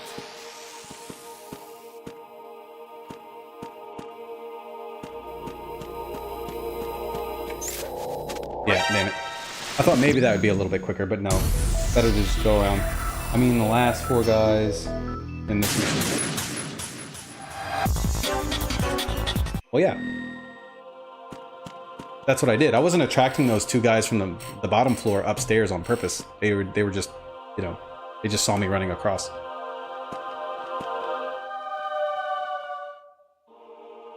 The only difficult one for me is the Freeze. the guy by the colon entrance. Freeze.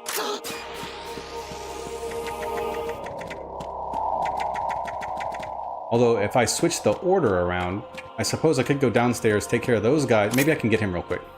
Freeze. Yes, perfect. Bought me a few seconds. What's that?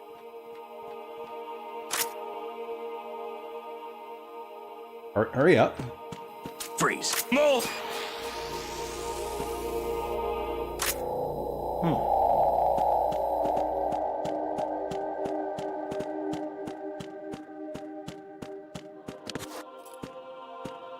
Well, that kind of threw a wrench in my strat.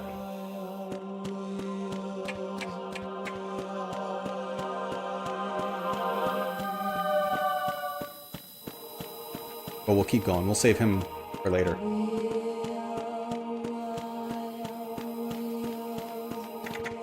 I could take these guys out first. Freeze. That way when I finish, I'll already be upstairs right next to the exit. I won't have to start over. I won't have to like backtrack and go all the way back upstairs.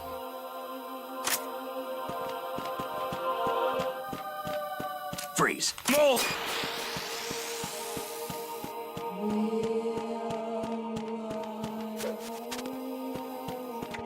And then they won't see me and come running up here and delay my my approach on this guy. Seems to be the strat because I have a minute left.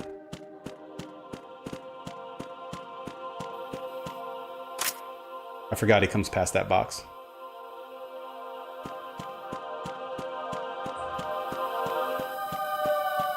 Freeze. Yeah, this guy's right in front of the exit.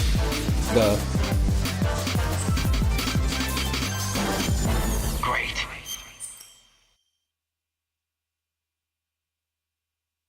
Thank you.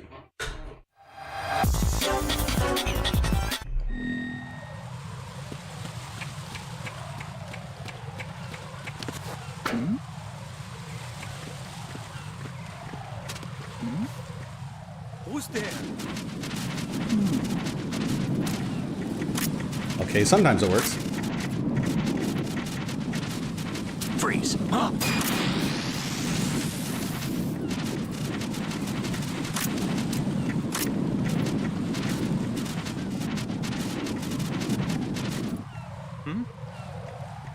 Is there somebody there? Bruh.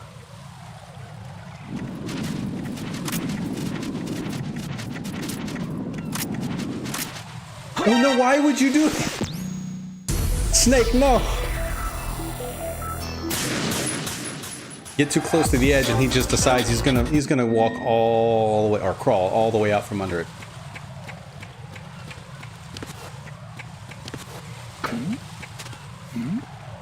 Who's there?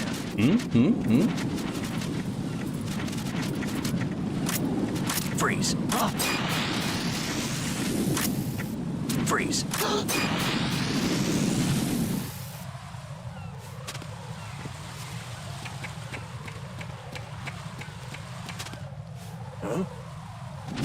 What was that just now?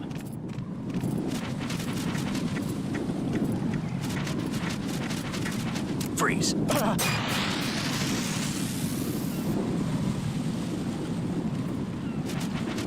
You coming over here, buddy?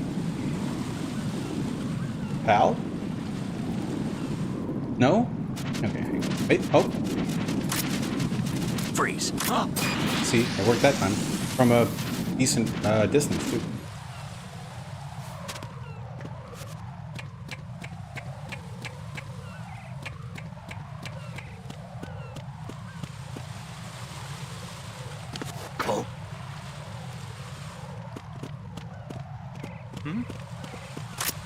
Freeze. Somebody there. Perfect. Oh. Freeze. There we go. Boy. One more. Great.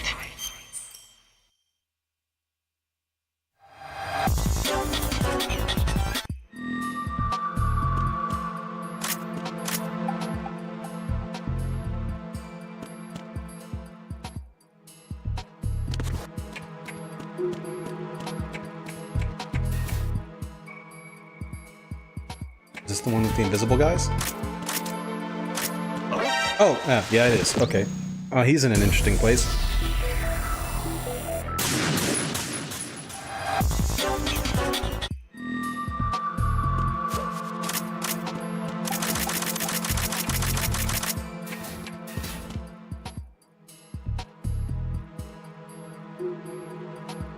Okay, does he move or does he just sit there? Okay, he just sits there.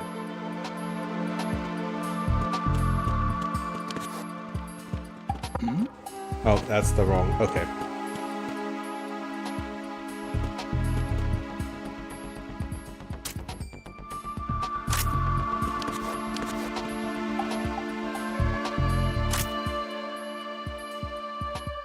Oh, well, since that guy's on his way, Freeze.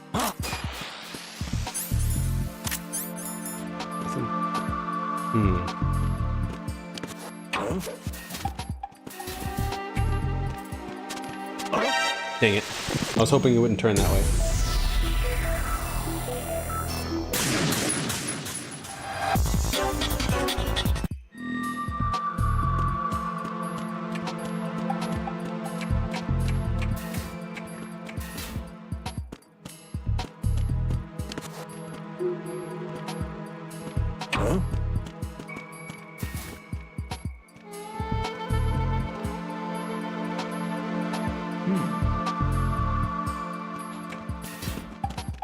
Freeze.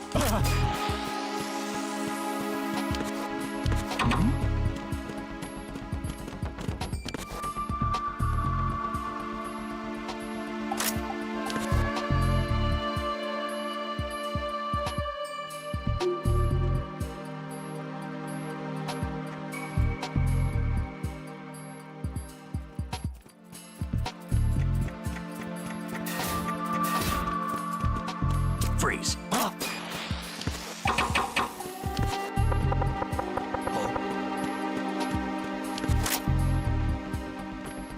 Wonder how viable of a strategy this is. Or if it's going to eat up all my time.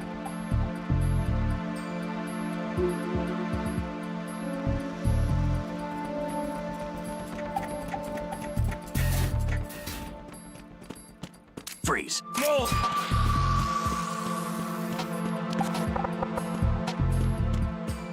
Yeah. Probably done with that strat anyway. I don't know how many more people I can lure like that. He turns around and goes the other way, right?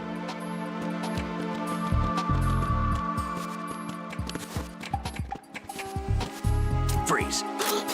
Freeze. I don't know how you don't notice that. Freeze.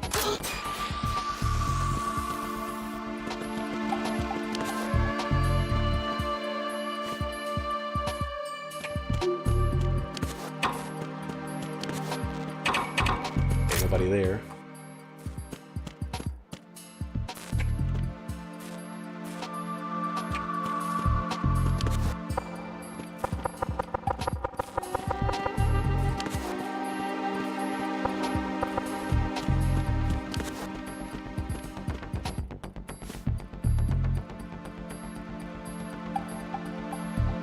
Hello?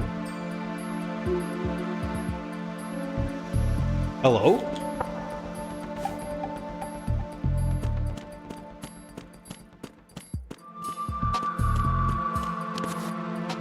Is he in this corner over here? Yeah, okay. Wait, what do you mean? Wait, what? Bro, okay. Okay, but we know what to do though.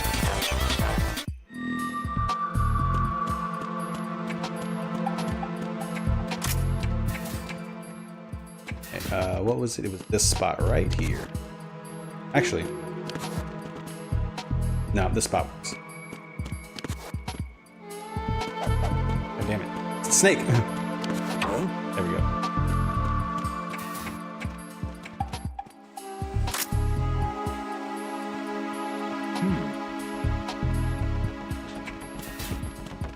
Freeze.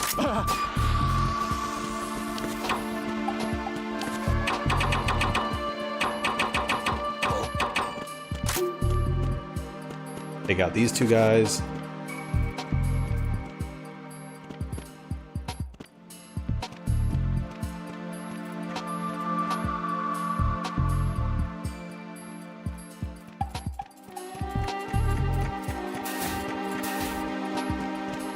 Freeze. Move.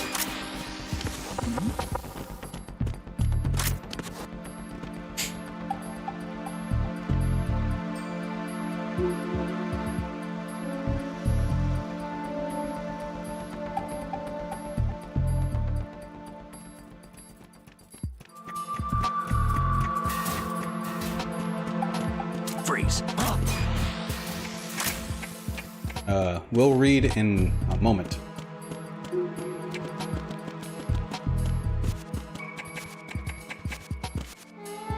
Freeze. Freeze. Freeze.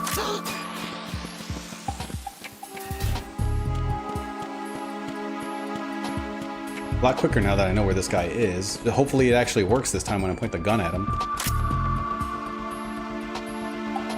Freeze. Bye-bye. The Retro Achievements version of this Platinum requires you to get match strength in all VR missions. Jesus. I didn't know Retro Achievements had PS2 games.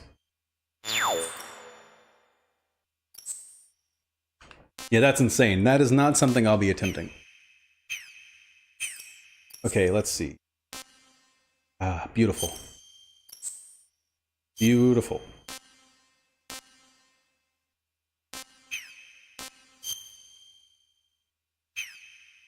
Usually much harder than official Platinums, yeah. Yeah, I knew they had up to PS1.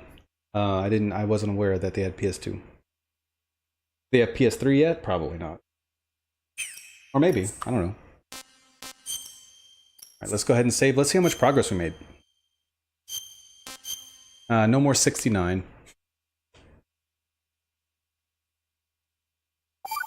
82%. Ayy.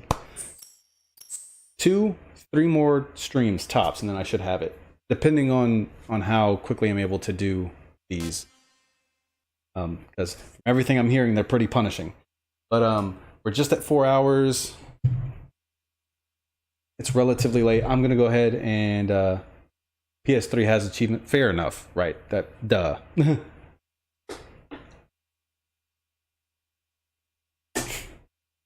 Doesn't mean Retro Achievements couldn't do their own version to make it even harder. But yeah, no, that yeah, you're right. That was a silly question to even ask.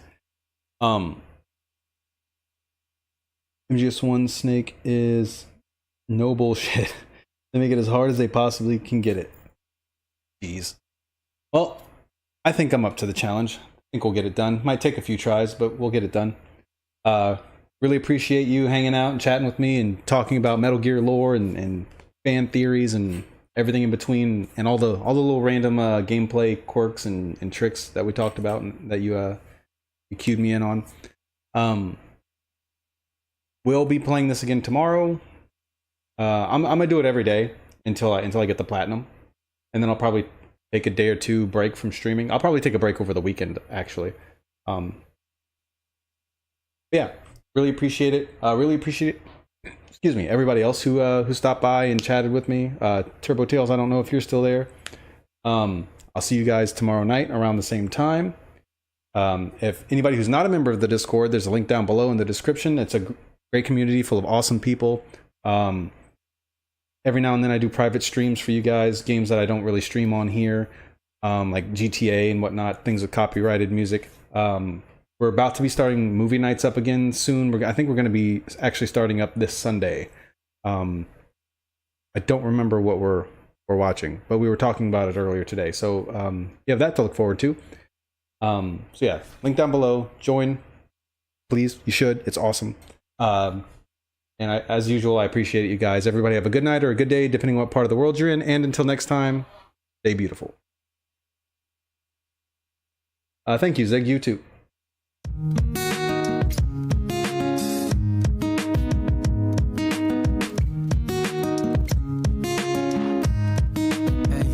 I'm not okay. I'm not. Never been okay with the lies, but for you, I guess I can try. So I'm okay, I'm alright. I'ma drink a couple more before I leave tonight. This is not the way I like to handle, but it is crowned and I'm out of candles. You should stay, I don't mind. Probably call another woman if you need a night. I won't hide the truth if you ask for it. I got allergies, the reason that my eyes pouring. 8 days, 9 straight nights. Fibbing ain't my forte, I break ice. That's a hobby of mine, but after fucking you expect me to lie. After loving you I figured the price. I ate the cost, only gave you one chance, but I did it twice. Even when you left there weren't tears in your eyes. I'm out my mind.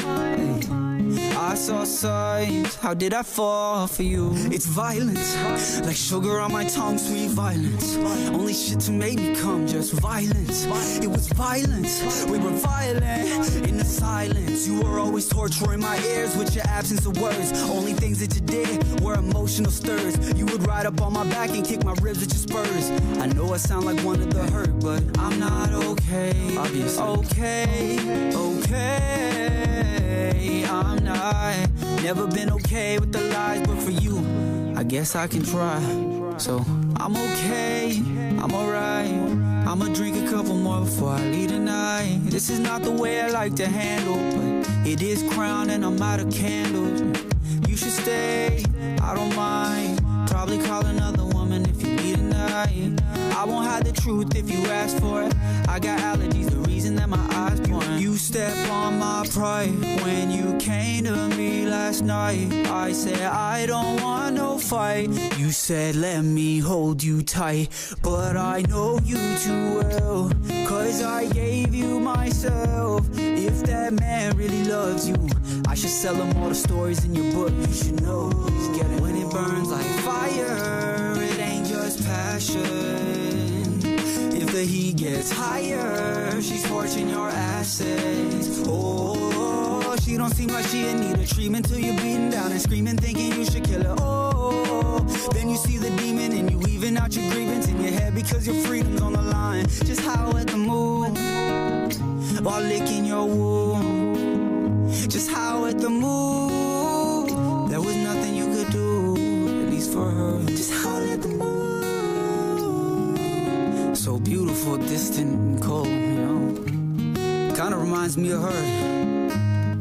Why is that? I'm not okay. I'm not.